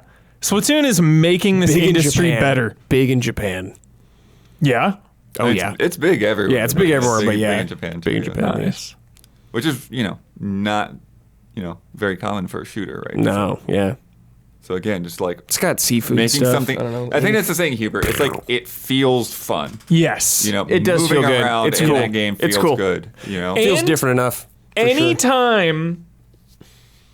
Anytime in a competitive video game when you can contribute by not shooting the other player, Yeah. that's huge. That helps so much for everyone to just get in there and have a good time. Like, find other ways to help out. What's your Battlefield thing? Yeah. Like, I'm in a firefight. Like, I'm no good, so let's just re-squad the team. Or my favorite thing is just the roller. Mm-hmm. Just rolling in the The shotgun of Splatoon. just rolling over all the ground is so it's fun. cool. It is cool. The 13th. Warhammer 40,000 Dark Tide. Oh, damn. That's soon, too. Coming. Jeez, there's so many games coming out. Coming. Fucking hyped. Yeah, this game looks really fun. I had no idea there was character creation. I did not know this. I didn't know that. Yeah. Dude. Whoa. Yes. Yeah, so you have like Yes. archetypes, but then you build up. I didn't know that. That's sick. Well, how are you not going to be the huge guy, though, the whole time? Multiple huge guys. You're going to be like grabbing be like and huge- stabbing. Huge voice I hope squad? so. I don't hope think so. you might. I think you might. I don't think in Okay. Vermintide you could do two the same. It's fun to level up multiple classes. It is. We'll rotate Yeah. around. We played a lot of Yeah. Vermintide, so Yeah. we're in. We're down. Super in. Because really the only thing about Vermintide that like doesn't hook me is the progression. I know some of the DLCs kind of tapped into that. They had kind of their own progression and whatnot, but kind of just the hub area, like that castle hub area, I thought could have been so much cooler. Just like, I don't know. Yeah. I guess for as much as I love Warhammer, it's always been do a couple rounds, cut some rat heads off and some more chaos heads off and move on. So I would like more of a reason to stay invested. Yeah. Yeah, I played a little bit of it with Ben at Summer Game Fest, and just, it was fun getting in there. It was like just, again, like that managing like the chaos and the difference of like with having more of a reliance on ranged weapons and like figuring out like, okay, when do I use my ranged weapon? When do I swap to my melee weapon? When do I charge my melee weapon? Because you need a little bit of time to do that, but you're also getting rushed by hordes of enemies. So we did an impressions video on that to check out. Oh yeah. If you want to know more. Yeah, everyone's down. Yeah. 2 days later, September 15th, one that's been in the works for a bit, Metal Hellsinger. Yeah. We had some skepticism, but the hands-on paid off. Everyone loved it. Yeah. Everyone talking about this loved it. Yeah. Saw a lot of influencers hyping it big time. Well, they had a demo during the Steam. That's what I mean. Steam demo thing, yeah. And so, yeah, they really seem to have like nailed the feel of doing things on the beat. They've been going really gung-ho on getting like those vocalists from different bands in there. Yeah. It's such a special thing. I mean, I played Crypt of the Necrodancer, and it's such a unique feeling. It makes you want to move. So if you're just blasting away demons with a shotgun to this soundtrack, like that is a feeling unlike other games for sure. Mm-hmm. I wonder, somebody would probably know the answer to this if they played it, but like it would be interesting if like the tempo of your song changed depending on your weapon. Oh yeah, like if you had a machine gun, if the song sped up. That'd be funny, yeah, dude. Great question. Yeah. I feel like Don played this, but maybe I'm crazy. Melatonin. No. I love melatonin. Was this on Stream Team or something? Usually take some every night, just 3 milligrams. I didn't play it. I don't recall I this think one. it was like a Stream Team with like Damiani and Isla or something. I don't know a lot about it, but like a little indie game, very like almost like washed out like pastel colors. Okay. I'm not sure like if it's like more puzzly or platformy. For some reason I thought that Don played it, so I was just gonna ask. Oh, okay. Whoops. I'm sorry, I'm looking at it now. Yeah, I've never actually seen this game. Yeah. But could be interesting. Yeah, could be cool. September 20th, Evil West. Yeah. Looks fun. Flying Wild Hog. Yeah. Looks cool. Like I just saw gameplay because you posted it, I think, in something recently. Yeah. You're like, oh, yeah, they released some gameplay. Yeah, I was like, oh, this looks fun. I mean, it looks like, just a good time. I don't expect anything amazing from it, but like, hey, looks fun. Shooting some dudes in the Wild West. Hell yeah, I'm down. Fucking hyped. Yeah. This is, at worst, this is in the short list for best 7s of the year. At best, it's going to be one of the sleeper hits of the year. Best I am love really that. hyped on this game. I think it's going to be fun. I think it's going to be special. I hope it's a sleeper hit. I got it on my team now. I picked this one up recently. Fantasy Critic.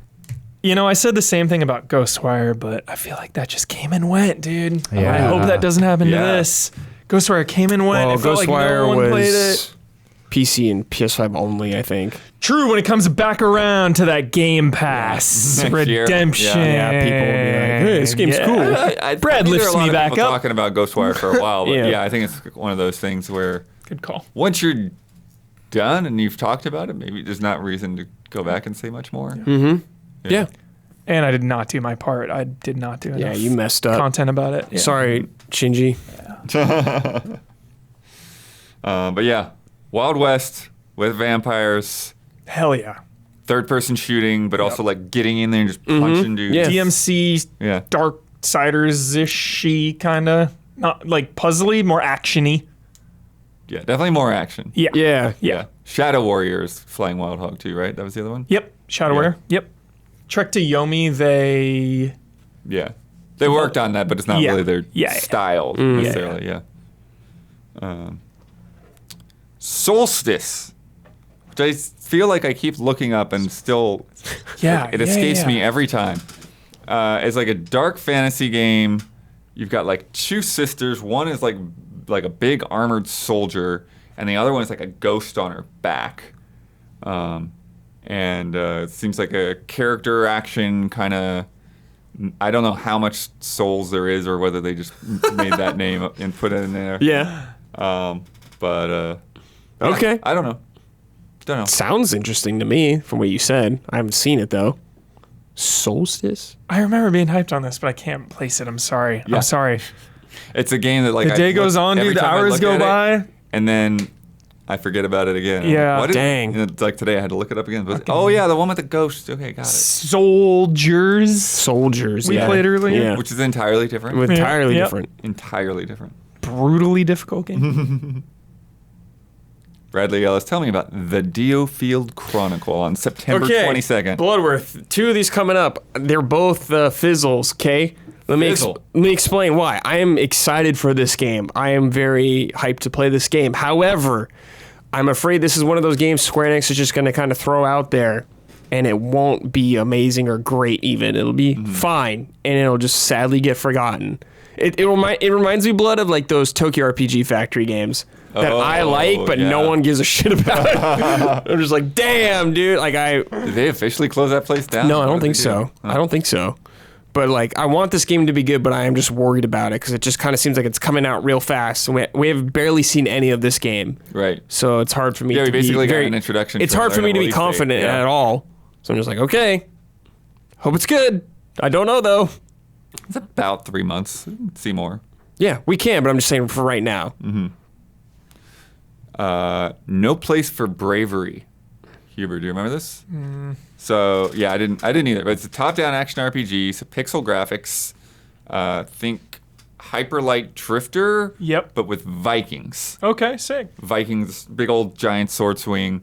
There's a shot at the end of the trailer I checked where he's like fighting this giant, and he like gets up behind the giant and like takes the giant sword and then cleaves him in half with his own sword. Excellent.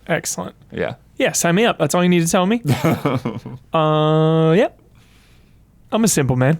Some family ties in there too. Yeah. Buried the lead, Blood. Probably not my thing. I don't know if it's your thing either. Serial Cleaners. Do you remember this? Yeah, it looked all right. Fun premise. Right in my wheelhouse with the premise. But just overall, seems like kind of a novelty, you know. Yeah. I don't know how long I could see myself playing that, you know? Yeah, so for the audience who's not aware of what this is, it's a top-down kind of stealth action game. You are essentially hired by the mob to clean up crime scenes. So you got sneak into places, pick locks, wipe up all the blood, drag the bodies out to the car, don't get caught. Hell yeah. Yeah. It sounds like there's like multiple characters with like different specialties, and you kind of like swap between them for different levels or scenarios. Man, that's why 47's the best, because he's the assassin and the cleaner. Well, he just like dumps the body. Yeah, dump the body. A bin or like threw it down the hill, and that's about it. Yeah, true. They'll find it eventually. He'll just be long gone. Yeah. One that's been in the works for a while, finally coming out, Session. You know, Session. Can't believe it. Picking up those skate vibes. Oh, right. Now Skate's finally coming. I know. Sessions. They're coming out before Skate, though, so that can help a lot. Yeah. Cool. I would try it. Skateboard game? I'm always down to try it. Yeah. I know someone who's involved in it. Right. Oh. Shoes. I remember that. They're big on like shoes. They help get shoes in the game and stuff. Nice. Yeah. September 27th, Legend of Heroes Trails from Zero.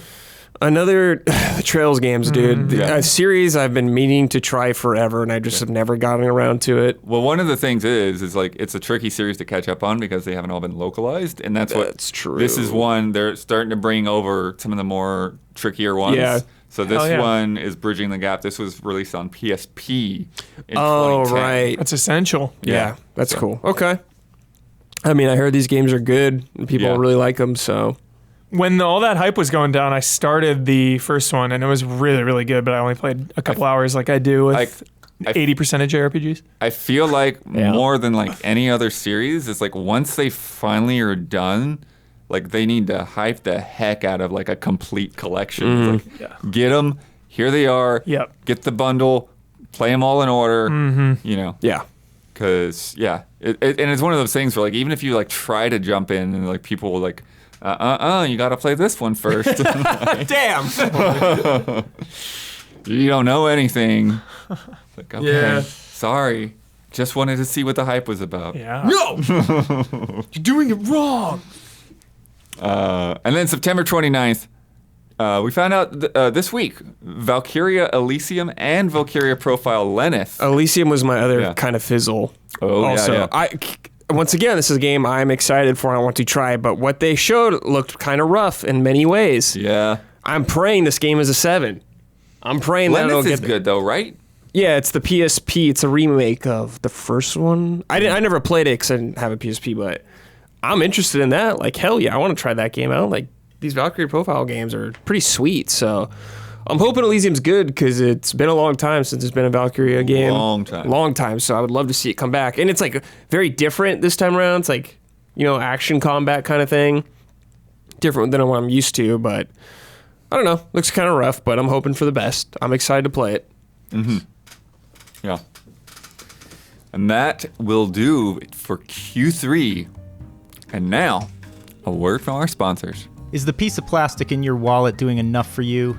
Because with the secured Chime Credit Builder Visa credit card, you can start building credit with everyday purchases and on-time payments. You see, with Credit Builder, members can increase their credit history with no annual fees or interest. And having a good credit score can mean getting better car loan rates or renting apartments easier. Or just bragging rights around the dinner table. So continue your credit journey with Chime. Sign up only takes 2 minutes and doesn't affect your credit score. Get started at chime.com/allies. That's chime.com/allies. The Chime Credit Builder Visa credit card is issued by Stride Bank, N.A., pursuant to a license from Visa USA. Chime checking account and $200 qualifying direct deposit required to apply for the secured Chime Credit Builder Visa credit card.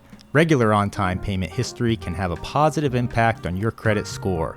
Impact to credit score may vary, and some users' scores may not improve. And if you are a patron of Easy Allies, thank you. All right. We don't need to put a lot of time into this, but I thought it might be worth at least acknowledging before we get to also this week. Huber. God of War Ragnarok. God of War. Never doubted it. Dude, I don't think I didn't either. I don't think we put it on camera though, but Ben and I had a bet. I was like, dude, it's coming out no matter what. And it was just to stream any God of War if whoever loses would just stream the original. So Ben lost. He's got to stream. Well, it hasn't lost yet. That's true. It hasn't lost yet. No, but yeah, it's coming. November 9th, 2022. What a great time. November. I mean, the game is... I think of God of War Ragnarok. I think of snow. Think of winter. I mean, this is the icing on the cake of what has, for me, been an excellent first half. I don't know if I said it on stream or here, but there have been a handful of games this year already that I truly, truly love. So just getting another one, one of the most anticipated of the year, just a few months after The Last of Us 2. I mean, this is crazy. All of a sudden, we're getting The Last of Us and God of War.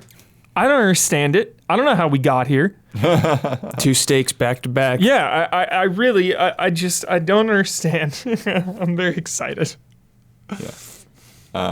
What about that trailer? Because it's interesting that they did a CG trailer because before the last one was like real time. Sure. What do you think about that? It was cool. Love those little fast-paced CG, like a commercial, basically. You know, you'll see that thing running on ESPN for the next couple months, no doubt.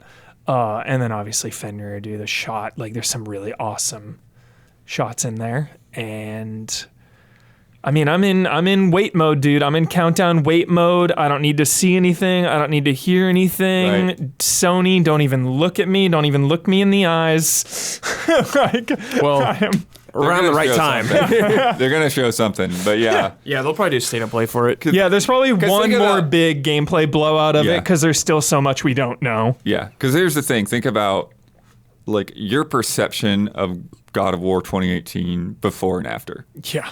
Entirely different. Absolutely. Entirely different understanding of what that game was like. You know, and I even remember, you know, when we did your review, right? And you know, and you had pretty much like a hard cutoff fairly early in the game of not to capture after. Yeah. And everyone was like, oh man, you're spoiling so much of the game. Blah, blah, blah, blah. Like, you look at all those people that don't know yet. Yeah. And you're just like, no, we didn't. We did not spoil it. Yeah, we did not. You Take that. No idea what's coming. Idiots. I get criticized. Like the criticism hurts more for doing a bad review. I will take that because I feel like I do semi-worse reviews sometimes because I'm avoiding shit. Because I'm avoiding spoilers. I think of that Last of Us Part 2 review, actually. Only review maybe I regret a little bit because of the guidelines. Right. Those weird embargo. Yeah. I wasn't well enough equipped to know how to work around those guidelines and limitations while also explaining it all and not spoiling it. Like, it was such a task. Yeah. So, I don't know. Hopefully with God of War, it's not as insane, or I'm more equipped now and more confident to talk about it better. You know, and like the stuff they held back on, like that made a lot of sense. And I don't think that stuff like was needed in the review. Whereas with Last of Us, it's a little harder to not get into that. For sure. Yeah. Although also understandable that they want it to be a surprise. So it's just like it's those hard choices. I'm just really excited. The internet is going to get its heavyweight fight. Elden Ring versus God of War. This will be a battle of titans. That's right. And it's just fun. It is fun. Game of the year is the time I love to do it. I love to compare because I don't like all the tearing down. It's always like, pick one. The other ones have to go. No. There can be more than one great thing. Game of the year is the time. So I'm just excited to put these two heavyweights and all the other heavyweights up to each other. And I think I really don't think it's an understatement to say that this is one of the most anticipated video games of all time. Oh, yeah. Well, last week, you saw the nonsense that would happen last week, and like, I don't even understand why that happened. Yeah. Right. If you don't know, like, a bunch of people were just like harassing the development team to give the release date. Insane. And I don't know why. Grow up, people. I don't know where it started. I don't need to know where it started if you're trying to correct me. No, I don't even. But it's just so funny to me because it's like, just put it out. Just put it out. Tell people later or something. You know, like it just. Well, just no. Like, don't be mean. Like, play other games and just wait patiently. Yeah. Like, that's it. Yeah. It's that simple. Be kind, love and respect. Find something else to do while we wait Do you patiently. think there was some kind of rumbling to like that they knew that they were going to do this week, and then Maybe, people started egging them on? Probably. I wonder. Or do you think it's the other way around? It's like they didn't intend on doing it this week, but then they're like, well, we got this thing that we made for TV spots, so why don't we just go ahead and throw the date on it? It's really unfortunate. Take the heat off their back. I hate to see it. And it's always with things I love so much, these high-profile things. We were just talking about Last of Us. I think about how much drama and controversy is there when that thing's coming out. Like, well, the leak didn't help on The Last of Us. That's for sure. Yeah. So you better pray God of War doesn't leak either. Everyone just go easy. Yeah. In terms of people getting upset about God of War, it's like I can understand frustration about wanting information about stuff. Like we were like, where is this all the time about things? Just don't take it that far. Like, Yeah. don't do anything like to the developers or anything like that. It's okay to be like frustrated that you're not getting information, but just like, don't cross that line. Yeah, don't It's really harass easy. anyone. It's really easy. God. Don't be a dick. It's easy. It's so easy.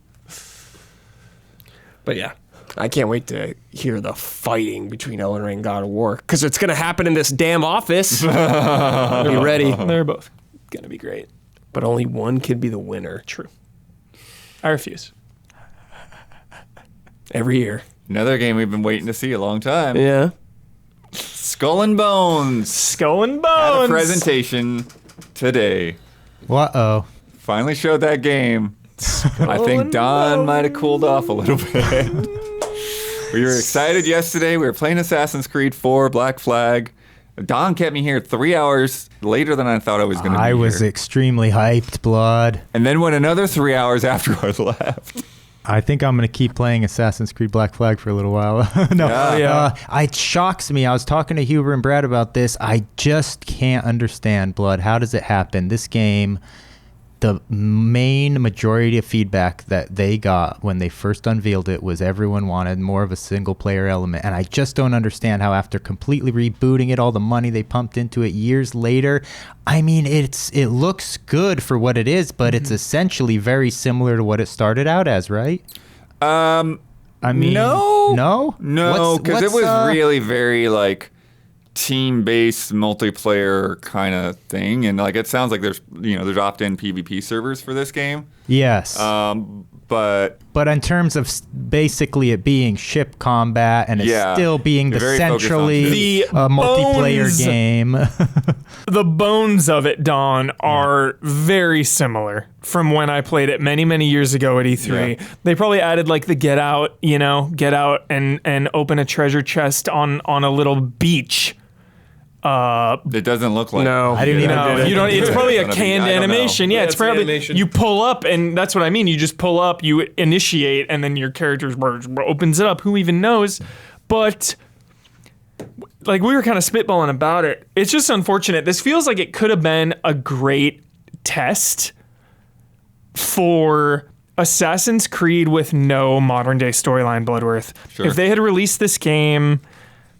So many people out there just want a pirate game or an Assassin's Creed game without the modern day stuff. They really could have hit it here, and I just don't know. It feels like it was trying to be too many things, and now it's like nothing in a weird way. Like I'm excited to group up and explore the seas, but also the video made me worried that the game just keeps getting in the way of itself. Right. All these systems, like it just feels like there's so much filler and fat already. I haven't even touched this game, and it just seems like it's just getting in the way. All this like crafting, like they would show like so many different types of like armor to stick on the side of your ship. So many things. That looks cool. I This like is a lot of that. customization. Yeah, I The like the customization ship looks cool, but like customization, even I thought. the spyglass on another ship, and there were like 9 different resources, and then all these other currencies, and then leveling up all these other tabs. It was like too much. Yeah. It's just exactly what I didn't want it to be. It's just kind of same, just kind of ship only focus. Like it's cool you can get out and explore that port. I just wanted a open world pirate game, and it's like you could have made a new pirate franchise. There's like one pirate game out there, and it's Sea of Thieves.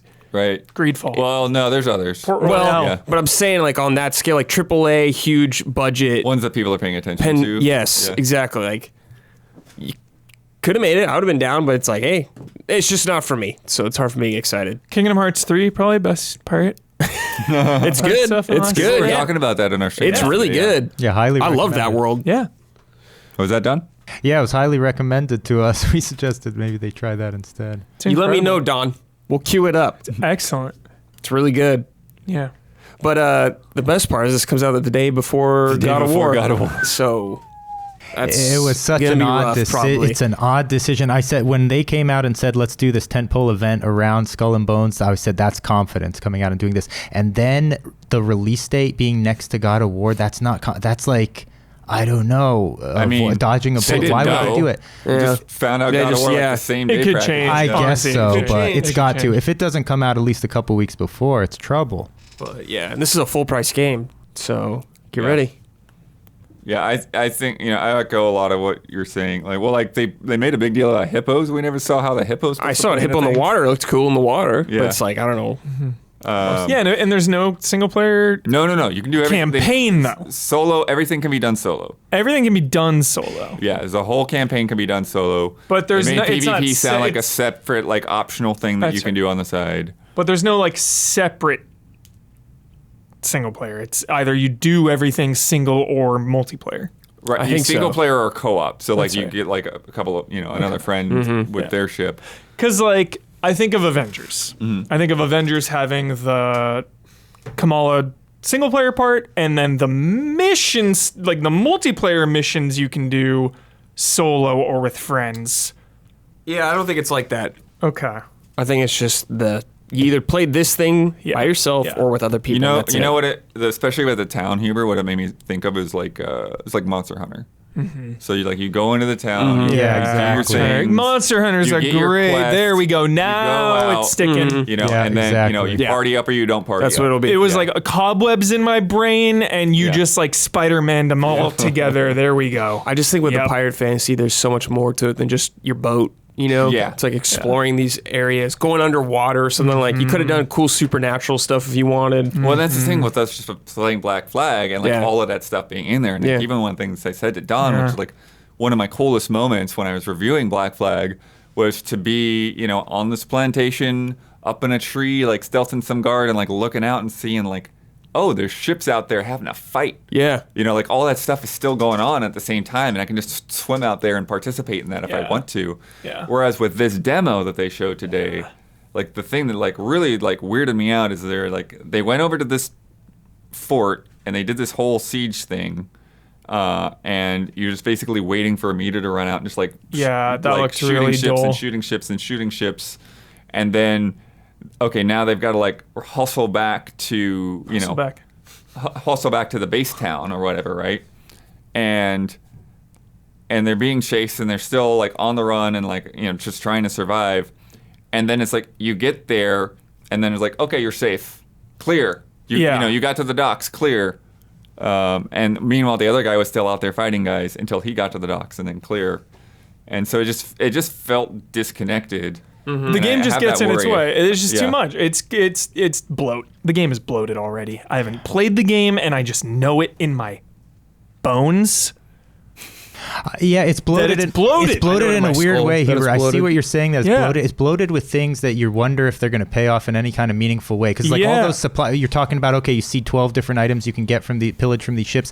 In Black Flag, it's like you have the import-export game, so it led into stuff and it led into crafting and everything. But with this, you're not sure how some of that kind of stuff is really going to matter. Yeah, like dropping your crew off and they're just kind of going through this pillaging progression bar, as then you're getting accosted by all these ships. I mean, it was honestly one of the things I avoided a lot in Black Flag just because it broke that immersion. And one of the most appealing things about this setting and this type of game, pirate fantasy, like you said, Brad, is just being in it. And every time one of those things happen, Blood, you go back to port and you're like, no, I'm just playing a game. This is just a game. Like, you can't forget about it because of that kind of thing. And that's going to happen a lot. Yeah. But, I don't know. I could see playing this. It could be very fun. I mean, kind of like... a little bit more realistic tone to it. I like, so it could be fun playing with your friends for an hour or two here and there. But I just realistic don't see. Tone, but also they had that like crazy flamethrower that they were using. That was a little badass. That flamethrower was a little big, though, right? I mean, like it roasting the ship like a marshmallow. That'll be me, Don. I will. I'm going full on ramming and flamethrower. I think it could be. I think it could be a lot of fun. They said some cannons. Oh, they had a lot of cannons. There's a lot of ship customization. I think there's a lot of builds. It looks very impressive. Yeah, the ship customization looks fun. Yeah. It's just, I don't know the length of time you'll play this, you're not going to get lost in the world the same kind of way. Yeah, and it worries me, what's the point of it all? Mm-hmm. You know what I mean? Like... what's the point of making your ship better? I know you can attack those ports or the fort, but the fort looked the most boring. It was like, build up your ship and then attack forts. Right. It's like, okay, well then I just shoot at these walls and then get more loot to do what? So it's just the way they showed like, they showed like the ship progression. Did you see like the tiny little dial that you start out with? It's like, why do I need that stuff? What's the benefit of getting it all? Yeah, and like, so that stuff doesn't interest me, but the PvP and the co-op do. I think just quick skirmishes with your friends against other groups of people, I think that's where the game is going to shine. Not this half-baked, long-term pirate life crafting thing. I just don't think that stuff is going to work that well in this game, and it's just really about like, let's shoot each other in the water and that's it. Yeah, after the criticism, especially expecting, I think everyone was anticipating, okay, they're going to find a way to make this maybe a more compact version of Black Flag, but it's going to have land-based stuff you're going to experience. The major thing I saw that stood out too was the resource gathering, how your ship is kind of pulling up along the shore and then you're knocking down these trees or whatever, getting minerals and stuff. It's like that would have been a perfect opportunity to have just some really fun exploration, a different kind of traversal, different kind of parkour perhaps than Assassin's Creed, but you're able to go onto the land just for the simple thing of collecting resources. They didn't have to have a simple swordplay. chopping mini game, Don. A simple chopping mini game. Let me just walk walk up. It's just a basic walk. So you can explore an island, you find resources, you climb around a little, you know? Yeah, it is. It's like the worst of both worlds, because it's like you're not. It is kind of there, but it's not really. You know, it's like halfway. Yeah. And it's like it just reeks of mismanagement, misallocation of funds, development hell. We've heard all the stories, the obligations. Yeah, and unlike even more so than like any other game, it's sort of hard for you to hear all the things that have gone on behind the scenes. And like, granted, there's like reports of things hearing secondhand or whatever, and then to be like, okay, now they're gonna try to sell me on this game that they like desperately need to sell. It's tough. Yeah, muddy.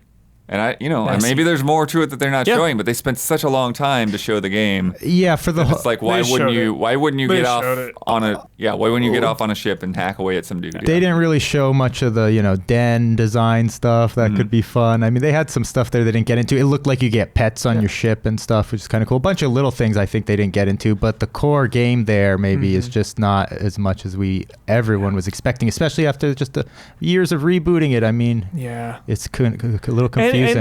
And you kind of said it too, Don, just like being in the world of Assassin's Creed, like the upgrades matter more. When you're upgrading your little town in Black Flag, so like satisfying. You have a sense of place and purpose in this world.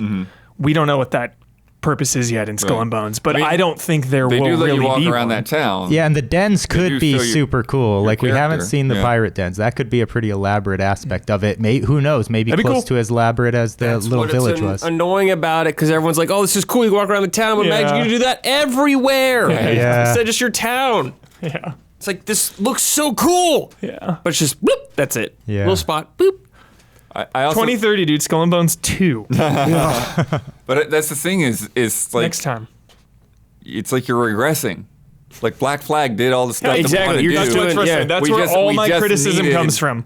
We just needed another scenario. Yes. Maybe pull it outside of the Assassin's Creed universe and do the same thing or whatever. Maybe don't focus so much on stealth. That's what I'm trying to say. Yeah, it's like we did it years ago. How is it less? Exactly. Yes. Thanks, bud. Yes. I also think that the way that they showed off this presentation, where it's like they went from like one of these like crazy chaotic things, and then they just did another one. And like, is this the whole game where we're just like blasting at like 30 ships at the same time? Yeah, I really wanted them with that gameplay demo. Is bizarre to me, not only because it felt so like random, but like, it just was like instant chaos. And I was like, that's exactly what I don't want to be constantly dealing with. And if that is if that's the entry point, like the very beginning thing they're just easing you into. That's what I kept saying. This game already seems toxic. Oh, right. Like, dude, the PvP in this game, it's going to be the best part of it, but I also want no part of it because people are going to be like cruel, dude. I just feel like, I don't know. I just got a bad feeling about PvPing in this game, dude. I don't know. There's something about it, dude. Like, there's just gonna be bullies on the high seas. Like, it seems appropriate because it's a pirate game. Right. Yeah, like I just don't want to be bullied. Yeah, they even talked about that, right? It's like you got to get out to your wreck before exactly that element. That too. Yes, recover your souls. Yeah, and people are gonna steal your stuff. Yeah, and just the fact that you're basing everything on building up this infamy, so that's going to be the motivating attitude between behind the actual players. Yeah, building up this infamy. And I know you can turn that off, but I feel like that's like turning off like a third or that's half part the game. To me, that's part of the game. Yeah, like, that's like the soul of the game. Yeah, it seems like the main part. Yeah. So, I wonder how many, like how populated the PvP servers. How many are on time? You know. Yeah, how many players? There's not like a crazy amount of people in there. It might not be a big deal. Yeah, maybe it's like 8. By day 3, you will be hunted down by packs of players. You will be. And all of your stuff will be gone. Better squat up. Yeah, you better squat up. Also today, which I was not planning to get into this, and I probably still won't get super into it. Nacon, who used to be Big Ben Interactive, had a showcase, and some interesting things popped up in there. I hesitate, like these could be fizzles. Lord of the Rings Gollum was one of them. But then they also had RoboCop Rogue City. Yeah, dude. Yes. Come on. This is the Terminator people, right? It's fucking Terminator game. Yeah, it dude. is, and it has looks eluded good. me my whole life. $50 still. Well, and I checked today, it's there's also a Terminator game. That's what we're talking about. Yeah. No, a there's a new RoboCop one. game and there's a Terminator game. A new Terminator game? Yeah. I didn't didn't see that either, Blood. What I didn't the hell? see it. It was just literally like you saw like a T-800 look at you. Is it a sequel to that new one? I don't think so. Okay. What? Why not? Rise of the Resistance? No, that's a Yeah, Star. they That's a Disney described ride. the Terminator game as like a Terminator survival Resistance. game or something like that. Okay. Survival and crafting. They did because, like I said, What are you the saying, teaser Don? was like nothing. No, I was just saying that first one you're thinking of was just Terminator Resistance, I think. Resistance, right? yeah. Yeah. Never goes on sale, still $50. I will not bite until that thing goes down. I will not bite. Maybe no cheaper fate. physical. No fate, But what we make. but what we make. We're not buying in. There was even I wasn't every gonna time. buy it anyways. I'm not even kidding. 2 times in the last couple months, because I just rewatched Terminator 1 and 2, there have been sales. Huge summer blowout sales. You scroll down, there's like 250 things on that list. Not Terminator. I don't think it's the same people. Not on I sale. don't think it's the same people because it's a survival video game from the Terminator franchise, and it's Nacon Studio Milan making it. So I don't know what they've done in the past, but yeah, that was like the one more thing that was the Terminator tease. Dude, Terminator is the weirdest franchise that's still around. Hell yeah. But yeah, RoboCop Rogue City, Looked cool, dude. June 2023. Yeah. Settle in. Visually looked cool. We talked about Gollum already. Sequel to Xenoclash called Clash Artifacts of Chaos from Ace Team, coming February 9th. What is it? Clash What? Artifacts of Chaos? What? Okay. What? He said it like it's very important.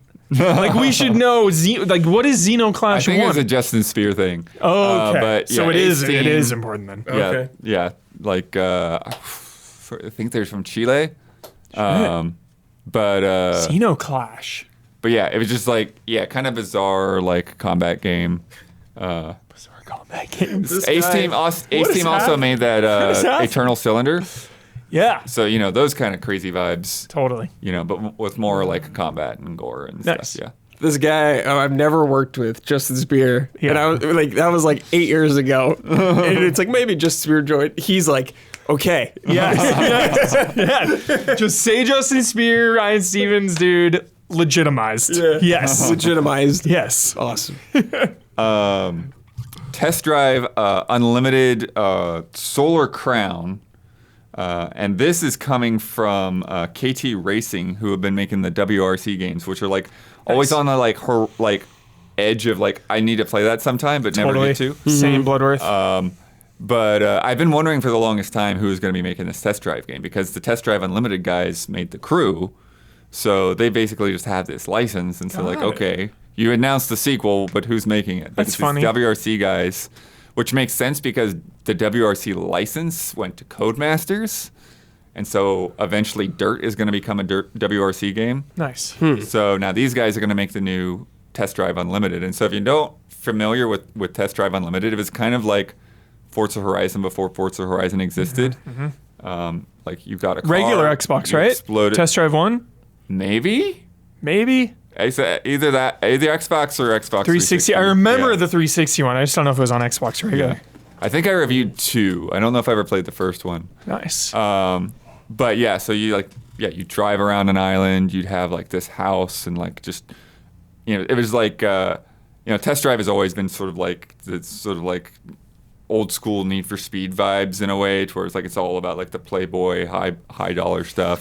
But even 2, I think like centered around like a music festival in like Ibiza or something. So it's there's like a lot of like those Forza Horizon comparisons. Nice. And even here, they talked about like driving on all kinds of different surfaces with different cars, getting out in the grass and dirt, and as well as being on the roads.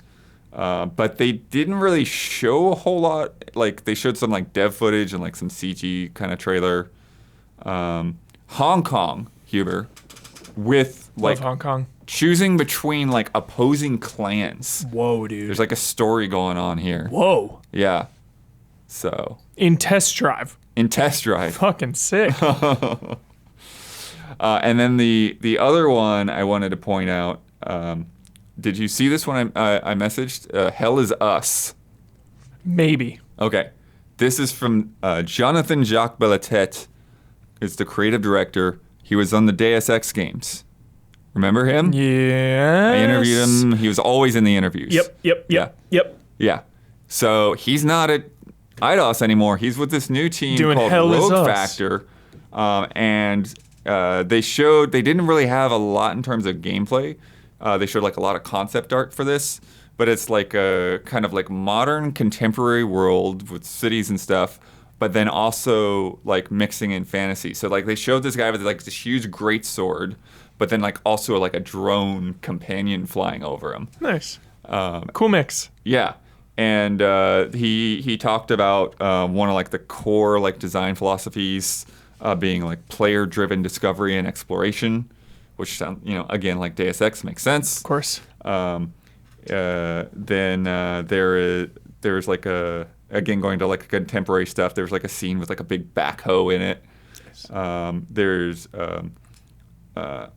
is another thing that was important was to have the enemies not be killing humans in this like contemporary setting, and so you're like fighting these like kind of white ghostly things with like sort of like a hole in the middle of them. Nobody's. Yeah. I don't know if it's like paranormal or aliens or extra dimensional or something going on, but yeah. So really interesting, but super super super early. Nice. So want to see more. I'm intrigued. From what he's cool. doing. Very intrigued. Keep me posted on that, Blood. I'll take all the updates. Yeah. And then they had just like a ton of games. I think there's like 15 or 20 games that were in this thing. Damn. And across the board on different genres. Gangs of Sherwood. Session was in there. WRC was in there. Steel Rising was in there. Blood Bowl 3. Remember Blood Bowl? Yeah. Oh, yeah. War Hospital, I don't know anything about. Phantom Pain. Intense. And then Chef Light, a restaurant simulator. Sign me up. Yeah. So all over the place. All over. Okay. So Yeah. not a very big publisher, but Lost they've stuff got though. some stuff cooking. I've thought about that arcade game 3 times during this podcast since we've talked about it. I am so pumped to play that, dude. Seems so soothing. Yeah. Yeah. I love how it seems like you're running the laundromat for a while, and Yeah. then before you discover there's like a couple It games seems like in the the laundromat back. doesn't go away, yeah. I've been playing a lot of like action violent stuff in the last couple months. So I think that just seems really nice. Yeah. Also this week, speaking of Deus Ex devs, Mary DeMarle, one of the lead writers on Deus Ex and Guardians of the Galaxy, got picked up by BioWare to work on Mass Effect. Very good get. Yeah, huge get. Match made in heaven. Very, very good get. Smart move. Yeah. Deus Ex, Guardians, 10 out of 10. Writing. Mm-hmm. Yeah. It's what you want in Mass Effect. Yeah, Mass what Effect. you a lot of people need have moved on. in Mass Effect. And they need it. Yeah. Great pick. Yeah. Senior narrative director there. Sweet. In an interview with IGN Japan, Street Fighter VI director Takayuki Nakayama compared the World Tour mode to Shenmue, Huber. Yeah. Yeah, I heard about this. Music to my ears. Spreading the word. Oh my God, I love that he said that. Yeah, so in the sense that it's going to blend exploration with the Street Fighter fighting system. Thank Said you. it's not a direct influence, but Shenmue has had a big impact on him. Sick. And he joked that maybe they should have put in capsule toys. Oh, dude, Capsule Toy Blanca. Yeah. Incredible. Guaranteed minimum one human on this earth will now play Shenmue because of that quote, because of that statement. Minimum one more person is playing the game. So good Let work. Huber know if you do play it. Yeah, good stuff. CD Projekt Red released Gwent Rogue Mage Out of nowhere. Standalone. This is what I'm talking about. What is happening? Single-player expansion with roguelite elements set hundreds of years before Geralt and other Witchers were roaming the continent, when the conjunction of the spheres brought endless ranks of monsters into the world. Are we hitting a new era of game reveals / releases, maybe coming out of COVID? Don't hype your thing up too much. Don't announce it too soon. Because again, I'm blown away that The Last of Us, the freaking Last of Us, is so close. And now here this is basically shadow dropping. I mean, Gwent is part of The Witcher. It's a huge thing. Yeah. Like, this is pretty shocking to me that this just came out. I know it's just an expansion for a smaller thing, but Yeah. you know, I think it's coupled one of with The those Last know of your Us, audience things, right? Because it's Yes. like I That's think exactly what it is. Sure. you know, like there is a very dedicated player Yes. base for Sure. Gwent, and you know they had Thronebreaker, which I liked. Yeah, it it's was funny fun. to me how they talk like, oh yeah, we never done this before. I'm like, what was Thronebreaker? I know. I kept thinking that too. It's like you walked around and Yeah, which originally was going to be part of Gwent when they first showed it off at E3 and had that giant oak table or whatever. yeah.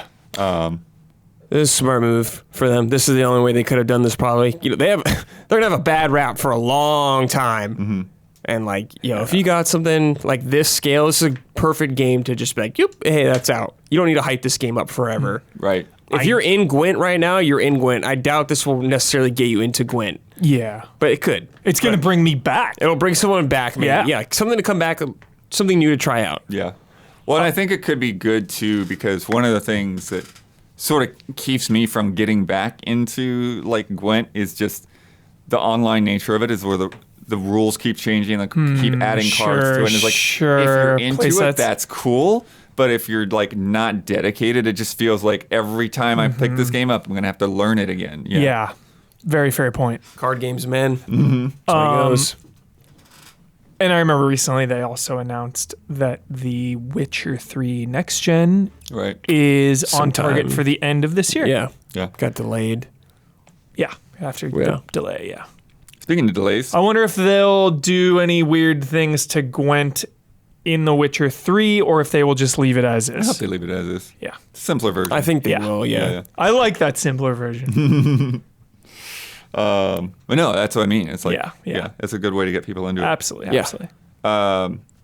Speaking of delays, Forspoken was delayed till January 24th. Probably a good move. Great month. They want it. They want that January. They want it. They see it. They're licking their lips.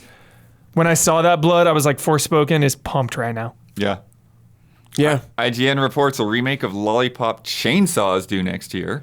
Dude, seriously, like the only Suda game I actively do not like. I Right. do not like this video game. What a pull. Yeah. Oh my goodness. Like, if the combat is just better in this game, in the remake, that will be enough for me to at least like be okay with it. But yeah, like literally the only studio game that I did not enjoy my time with really at all. And I love all of that man's video games. Maybe they'll get a Netflix series. Yeah. Cobra Kai 2, Dojo's Rising, coming in the fall. This year, dude, is fucking shaping up to be one of the greats. This game has issues, but if you love Cobra Kai, which I do, if you love it, if you have a friend that loves Cobra Kai like I do, Michael Damiani, going through this co-op, it's got issues, dude. Isn't it like way too long? Way too long. Way too long. Way too long. And expensive. But How much was it? dude, when I bought it, it was like 40 at least. 40 bucks. Yeah. Used the extra 10 for Terminator. Honestly, yeah, no, dude. When we went through, and we even went through one campaign. There's two. Oh my you God. did both sides. We went through just Cobra Kai, but I never thought I'd see a sequel to this. And if they can iron out some of the kinks, and tidy this up a little bit and just make it a bit better, like that's all I need. I'm so excited. And then now all we need is a Stranger Things game, because Stranger Things 3 game was this retro isometric. Same exact thing. Damiani and I love Stranger Things. We played that thing co-op. It was amazing. So hopefully Stranger Things next. Nice. But yeah, Cobra Kai, dude, pumped. Huber, I feel like everything today is... I know, it's been so much. Prime for I you. was pumped for this podcast. Lego announced Lego Bowser. Biggest Lego Bowser to date. Incredible 2,807 pieces. So many pieces. Yeah, it's huge. So many pieces. Complete with controllable movements and the ability to launch a fireball. Yes. They told us that on chat. I have not seen it with my own eyes, but chat said that it blows fire. I gotta see this. October 1st, $270. Fuck, I didn't see Lego that will part. get you. Don, get a picture up here. Show Huber it. $270, dude. Legos are It was in expensive. Slack if you can find it. But yeah. Legos are expensive, man. Fuck, that kills it. I was gonna do like a Gundam type, dude. Build this thing over like 6 months. Shit. I'd say they might send it to us, but Nintendo hasn't. Nah, Damn. Sony sent us the tall neck, but we didn't get anything from Nintendo. Is it up for pre-order or no? I don't know. I don't know if it's up for pre-order yet. Okay. Usually Lego will announce, and then they'll do the pre-order date. I don't Yeah. know. I don't know. Yeah, it's a lot. That's a lot. We'll see. E3 is back. Oh, yeah. It's going to make its long-awaited return to the LA Convention Center in the second week of June, Back, but 2023. not alone. The ESA is partnering with ReedPop, who also does PAX, New York Comic Con, Star Wars Celebration, and others. Big guns. Big guns. Yeah, They hired in some muscle. Yeah. yeah. They Trying need to it. intimidate Keeley. Yeah. For a week of Titanic AAA reveals, Titanic. earth-shaking world premieres, and exclusive access to the future of video games. Exclusive access. future. World premieres. I mean, They got to get those publishers and developers to sign up, though. Yeah. they know. They know Yeah. what they're writing. And Keeley shot back. Yes, immediately. Summer Game Fest will return as a free digital and in-person event. Let the summer Wait. fight begin. It was here for a second. Wait a second. Oh, yeah. See how massive that is, dude? I can't find That's it blowing even bigger. fire. Like I though. saw the picture before. Yeah, I didn't see the fireball either. That's like, you That's- put that on your mantle, That's dude. even bigger than I Put that on realized. your mantle. We got to get you that and the Thor hammer It, for the God of War thing. my God, I We'll have know. to at least put this up on post. It Bring doesn't. out. It doesn't look like it's 2,800 pieces, but I guess it is. There's a lot of Yeah, detail. Bowser's a on that thing. big boy, dude. Lots Yeah. of Legos for that man. God, that's or sick. whatever he is, Koopa. That's a snow day project right there. Yeah. What'd you say? The mantle? Yeah. Dude. Yeah. Putting that thing on my nightstand. Watch over me as I sleep. You're going to accidentally break it. I just like, nah. Yeah, I know you will. You need to put that off somewhere where you won't go close to. And then some sad news. We at the time of this recording, we don't know the details for everybody specifically, but GameStop and Game Informer going through layoffs today. So shitty. Like a lot of Game Informer shows are canceled this week. Trash. And that's all they've said. They haven't. From what I saw when I was trying to look, like I couldn't tell, like who's out. But we've been there and it sucks. Yeah. I love Game Informer. I still get the magazine all these years later. So that's got to hang with some of those guys That's at a big Summer blow. Game Fest. So Marcus and Yeah. Best of luck to everyone. yep. Yeah. It's time for Love and Respect.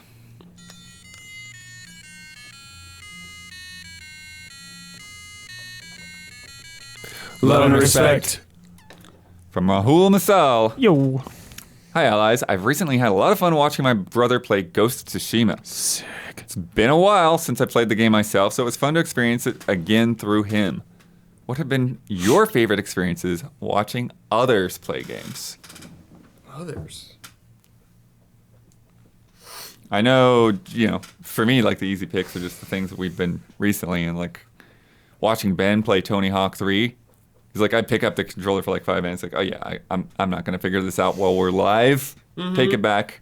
I'm gonna have fun watching it. Yeah. Reliving it through you. I always enjoy watching Don and I play Zelda game. Yep. Especially like Zelda 1 or something. Yep.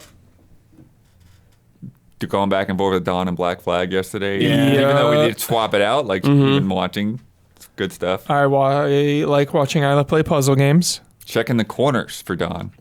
Check those Check corners. those corners. The chat was calling me the Assassin's Consultant Agency or something Yeah. like that. Yeah, you're in my ear giving me directions. And then anytime you guys do Jolly Co-op, that's Yeah. great to watch. Oh, I that's do the not want best. So to do hectic. it. Yeah. I don't either because it's I so hectic. love watching that. That's my favorite. From Zach Wojnar, what canceled games make you particularly sad? For me, I'll never forgive Capcom for canceling Mega Man Legends 3, and I haven't yet begun to process the loss of Tony Hawk's Pro Skater 3+4. I need to be held. It didn't die completely, but it changed completely, and that's Final Fantasy Versus 13. It's a completely different game than what 15 ended up being. Yeah. It's completely different, and I still miss it. I see those old gameplay footages, and that's what I wanted from it, and it's dead. It's over. I love the deeply flawed masterpiece that is LA Noire, and I really wanted Horror of the Orient. I really wanted that whole setting and where that was going, like, had me so pumped. I think that's such an interesting place to have your game, and the vibe would have been rad. Yeah. Not meant to be. Yeah, they were going in an interesting technology direction, too. I don't know if they could have kept that going. It seemed kind of crazy expensive and inefficient, but it was different. Yep. Yeah. I'm still mad that I never got to play StarCraft Ghost. Well, didn't they release something There like was a that- year or somebody two leaked ago? the Someone Yeah. leaked it, Yeah, but yeah. But like, people played it at like events and stuff. Yeah. I've got the winner, though, guys. Sorry. I win. Half-Life 2, Episode 3. Oh, God. Oh, right. Oh, Did that actually exist? that's the win. Yeah, there's concept That's art of the it. win. There's concept art? There's concept art. Snow shit. It was always They planned. had to have written 2 the way I they don't did. know, bud. They didn't. Yeah. They didn't make it. Period. Yeah. Like, Yeah. why? Yeah. You just stopped. Yeah. You just stopped. And Half-Life 2 Episode 2 is the pinnacle. It's the best. yeah, you end the game right there too. Are you at? God, I hate you, Valve. Hey, Redemption. Alex. Alex is cool, but it is Never. not Half-Life Episode 3. But we'll get there, hopefully. Maybe. Hopefully. In fucking 20 years. No. No, we're Here's getting the there. thing. We're gonna we get there. better get there in like We're gonna get the there. next 2 years. I agree. We're getting there. It's Because of coming. the way they did Alex. Like, It's coming. It's coming. Come on. It's No. coming. Come on. No, They that's had- exactly what they did with Episode 2. That's what I mean. It was the same exact thing, and it took like 15 years. It's coming. It's the same thing. I think this decade, 100%. This decade. I got for me? Go ahead, Bled. John, go for it. Sorry, I Yeah. thought you were moving on. You go first. Yeah, I'm not moving on. So you can go. Okay, because Zach mentioned Mega Man, I thought immediately of Mega Man Universe. You remember that? The 2.5. Yeah. It had some ugly art in it, Brad, but you could have built your own Mega Man levels. I mean, this is one of the few games that would have worked like Mario Maker. It wouldn't have been as good. You know, I think it would have been real good. One of the few games that would work like a Mario Maker kind of level designer was Mega Man. It had everything there. I don't know what happened. I think the biggest one. Inafune stuff. Yeah, the biggest one for me, particularly now with this week's news, we're like, oh yeah, this team is splitting up in some ways to Deus Ex. Dude, sequels fucking hurts me, man. I know that like now that they've been purchased or whatever, and they're probably gonna want to reinvigorate that IP. Totally new beginning, Bloodworth. There's gonna be a completely new legion of Deus Ex fans coming. Mm-hmm. They're coming as soon as those remasters hit, because they said they were gonna do that, right? They were gonna remaster. I don't know of that, but probably. Yeah, they said that all possibilities, remasters, remake, sequel, all of it. They were like, everything's on the table. But dude, why you gotta hurt me? Why you gotta bring that up? Yeah, like I'm sure, like I know for sure that like there's a lot of people that worked on those games that are still there at that company, but you've lost two very key people. Yeah. To the identity of those games and the direction that they went. Yeah, and the OG people, of course, like Warren Spector and Harvey Smith and. Yeah. Arcane, in general, like Arcane. So many of those Arcane people. In terms of like where that story was going at the time, So, fuck. Whether they'll pick up where that left off or just pick up somebody, the future. Adam Jensen 15 years later. Or, God, Blood, we were there, man. We were right there with the Deus Ex. What was it called? Was it just the MCU? Didn't they call it like the Deus Ex they had universe? The comics and all that stuff. They had a name for it. With all the mobile games, the like comics, the books, they had so many things, and it just didn't get there. Yep. Damn it. Star Wars 1313? Ooh. Oh yeah, that could have been cool. That could have been really cool. That's a good one. Uncharted Star Wars. I was not entirely feeling it, but still feel bad for Scalebound. Yeah, Scalebound. Yeah. Mixed feelings on that game for sure. Sure. Yeah. From Reptile Scorpio. Hey allies, I always link friends with certain video games we played a ton of together, so I was wondering if there are particular games that make you think of someone important to you. Yeah, I think of you guys all the time when I play shit. Yeah. Even though I don't play it really, World of Warcraft always makes me think of my brother. Hell yeah. Every time. Yeah. Yeah, definitely there's like, when I think of like the original Dragon Quest and Final Fantasy and even somewhat A Link to the Past, like it would, and it's weird is like I don't even have like a connection to this person anymore. Like if I wanted to get a hold of them, I don't know how I would, but I kind of had like a pseudo stepbrother there for those years, to where like my dad was living with his girlfriend and I would be over there visiting my dad, every weekend, and and me and her son would just hang out and play all these games. Yeah. Nice. Yeah. But, somewhere around high school, when they started getting on the rocks, then we kind of lost touch, Yeah. I think when I think of Puppeteer, I think of Brad. That game was cool. When I think of Crazy Taxi, I think of Don. Nice. Mm-hmm. Not Wave Race. I don't know why. Like, when I think of Wave Race, I think of you, but Crazy Taxi too, Don. Love Crazy Taxi. Yeah. It's about time we get another one, right? Hell yeah. You are getting that one. Rumor. Yeah. You got that rumor going. They're making one. Time is right. It's not even a rumor. They said they're making it. Is it confirmed? That and Jet Set Radio. Oh, okay. Sega. Will Offspring perform a brand new song for new Crazy Taxi? You don't think so? No. What? Same song. I think so. Are you kidding?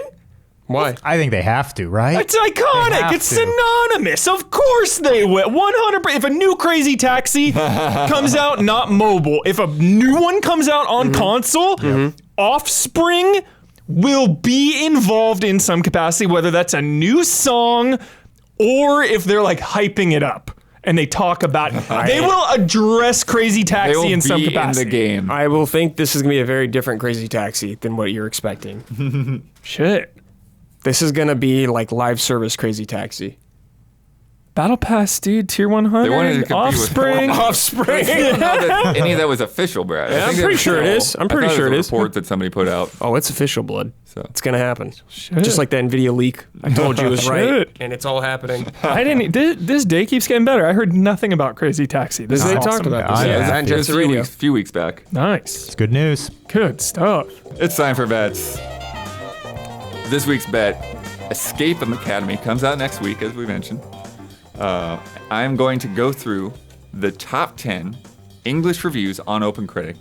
How many times will we find the word communicate? 5 times. Brad says 5 times. Huber, 3 times. 3 times. Dawn, you're the wild card. You said 10 reviews, right? 10 reviews. I went 10 for 10. 10 for 10 10. for 10. We're gonna hear And a so- lot. So reminder for Don and for everybody else. Don, if he wins, the next week he'll get to pick Nice. what team his points go to. Our team. Nice. And then I got the high 17 times. Damn. Are you counting communicating if they write that? Yeah. Okay. Sorry. I Yeah, should have it's asked you that it's before fine. you wrote it It's down. fine. But yeah, I just usually thought any of it now. form. Okay. We're not going off to like synonyms and crazy words. But yeah, communicate, communicating, communicated. Communication. Probably not that far. Communicado. Yeah. Yeah, we'll see. It'll probably just mostly be Whatever communicate. goes in his communicate. Communicado. Not that. Excommunicado. John Wick. John Wick. Excommunicado. John. Last week's bet. Anime Expo was last weekend. Bandai Namco had a summer showcase July 1st at 8:30 p.m. featuring Digimon Survive, One Piece Odyssey, JoJo's Bizarre Adventure All-Star Battle R. They had a My Hero Academia like Battle Royale. They had the like Ultraman Kaiju Monster Rancher game. Oh, right. I heard Yeah. about that. All kinds of stuff. And we asked the panel which game would have, out of the 3 games we knew at the time, we knew Digimon, One Piece, and JoJo. We asked which of those 3 would have the longest trailer and how long it would be. Mitch bet One Piece and 2 minutes and 45 seconds. Damiani bet Digimon at 1 minute and 25 seconds. Ben bet One Piece at 5 minutes and 40 seconds. Isla bet One Piece at 4 minutes and 12 seconds. And I bet One Piece at 4 minutes and 27 seconds. So there are no takers on JoJo. Yeah. Almost everyone went for One Piece. One Piece has the shortest video Ooh. in the panel. Of course. 41-second cutscene. They released like a lot They of released a gameplay lot of footage. stuff, Yeah, but during not the there. actual Yeah, panel, that's weird. yeah. I went back and checked a couple of times to make sure. It's like, is that it? Does it look cool, guys? Really? Does it look cool? I haven't seen that new stuff. It's turn-based. JoJo had a character trailer for FF that was 1 minute and 16 seconds. And then Digimon had a gameplay overview trailer that was 1 minute and 30 seconds. Just 5 seconds off the mark for Damiani. Damiani bullseyed it. Boom! And Brad is in Damiani's Oh, that's seat. me. As Damiani does. So that brings the scores to Massive Chubs 12, Splish. And Melodorous Sea Lions tied it up with 12. Ooh. Let me tell you about patreon.com/easyallies. I love the way you said that. Don't tune out. Don't skip. I know I say this a lot, but this is how we run this thing. We need your help to keep this going. And that is very true this month. We've got a perfect storm of things that are kind of getting us a little,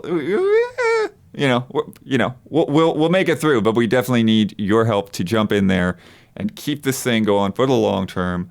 One of those things, if you're already a patron, to keep in mind is we had this weird thing happen with declined payments on Patreon. Usually there's a certain number that I'm used to, but there's like 200 and something odd people above that this month. So if you're a patron, make sure you got your receipt. Go in there and check. We've got like a thread on Patreon as well that I put up where people have shared some troubleshooting steps, different things that some people have like just gone through the retry process. Some people have had to like change their currency to their local currency. Some people have had to change the PayPal. So check in on that and see. And Patreon is looking into it too. They've got a lot of people report that this happened this month. Some weird issues. Yeah. So there's some other stuff that happened behind the scenes was it's just like, okay, yeah, that's not fun. But yeah. But if you're not a patron and you're listening to this podcast regularly, watching reviews, etc., please consider joining in on the action. I've said this before, but if everyone just gave $1 or $5, we'd be in the clear. We'd be doing great, and moving to not just survive, but to keep moving this thing forward. Like the best, to live. The best is yet to come. Yes. Easy allies. And then also, don't bring this up too often, but because of all the craziness, I'm going to bring this up. If we also have ways to do one-time donations. So in the YouTube description, there's the link. Also on the bottom of the Twitch page, there's a donate link. That way you can just send us like a one-time thing via PayPal. So if you're still having issues with the Patreon thing, or if you're just feeling generous this month and want to help us like get through the month, check out that PayPal link. That said, Patreon's still the best way to give us support in the long term. We get the lowest fees cut out of anything, and you get the best benefits, including our Discord that Gabby and the mods have been working on. It's been fun to jump in there. There's a lot of different things to talk about, categories like spoiler-specific threads. There's an F1 thread in the sports channel. We have a sports channel, Shit. So get in there. That's for $5. Patrons $1 and up. Get this podcast with no ads, and you get 2 bonus Love and Respect questions. Huber cut me off. You hear me start that extra bonus question, but you didn't get it unless you're in that $1 or above. And then $5, you get early access. You get to submit to Love and Respect. You get that Discord. You get spoiler mode. A lot of other stuff. And then on the higher tiers, $50 gets you Don's food reviews, as well as other messages we send out. And then the shout-out tiers we have every month. The highest 3 tiers get shout-outs on our podcast. And this month's shout-outs go to Jabawabs, El Thanis, Greg, the Dark Knight Kettering, Caleb, Togi Crawford, Nick, and Anna Croft. Shout out. Shout out. Wow. Brad. Yep. You get to promote any Easy Allies video you'd like to promote. You get the final word on anything that you want to say, reiterate, whatever popped in your head, whatever. And you get to sign off with your trademark sign off. Okay. For video, you can check out Frame Trap. I am the host of Frame Trap now, and we shot our first episode with Bloodworth and Damiani. It was a good time. Yeah, talk about the best is yet to come. Rebuilding, re-energizing. Yeah. I'm hosting this stupid show Metal right here. Frieza. Rebuilding Metal Frieza. Okay. Yeah. Okay, you threw me off there. Comes back stronger, technically. He gets chopped up real fast. Someone from the future I hope we're not Metal Frieza. Just as long as no one from the future comes. Yeah. Yeah, Frame Trap is a good time. Yeah, it was good. It was a good time. I had a lot of fun doing it. So we'll be keeping it going forward. Keep that gaming sessions going. Final thoughts. Ragnarok's coming. That's pretty sick. It's gonna be a good time. I'm really looking forward to that. And be excellent to each other out there, everybody. See you around.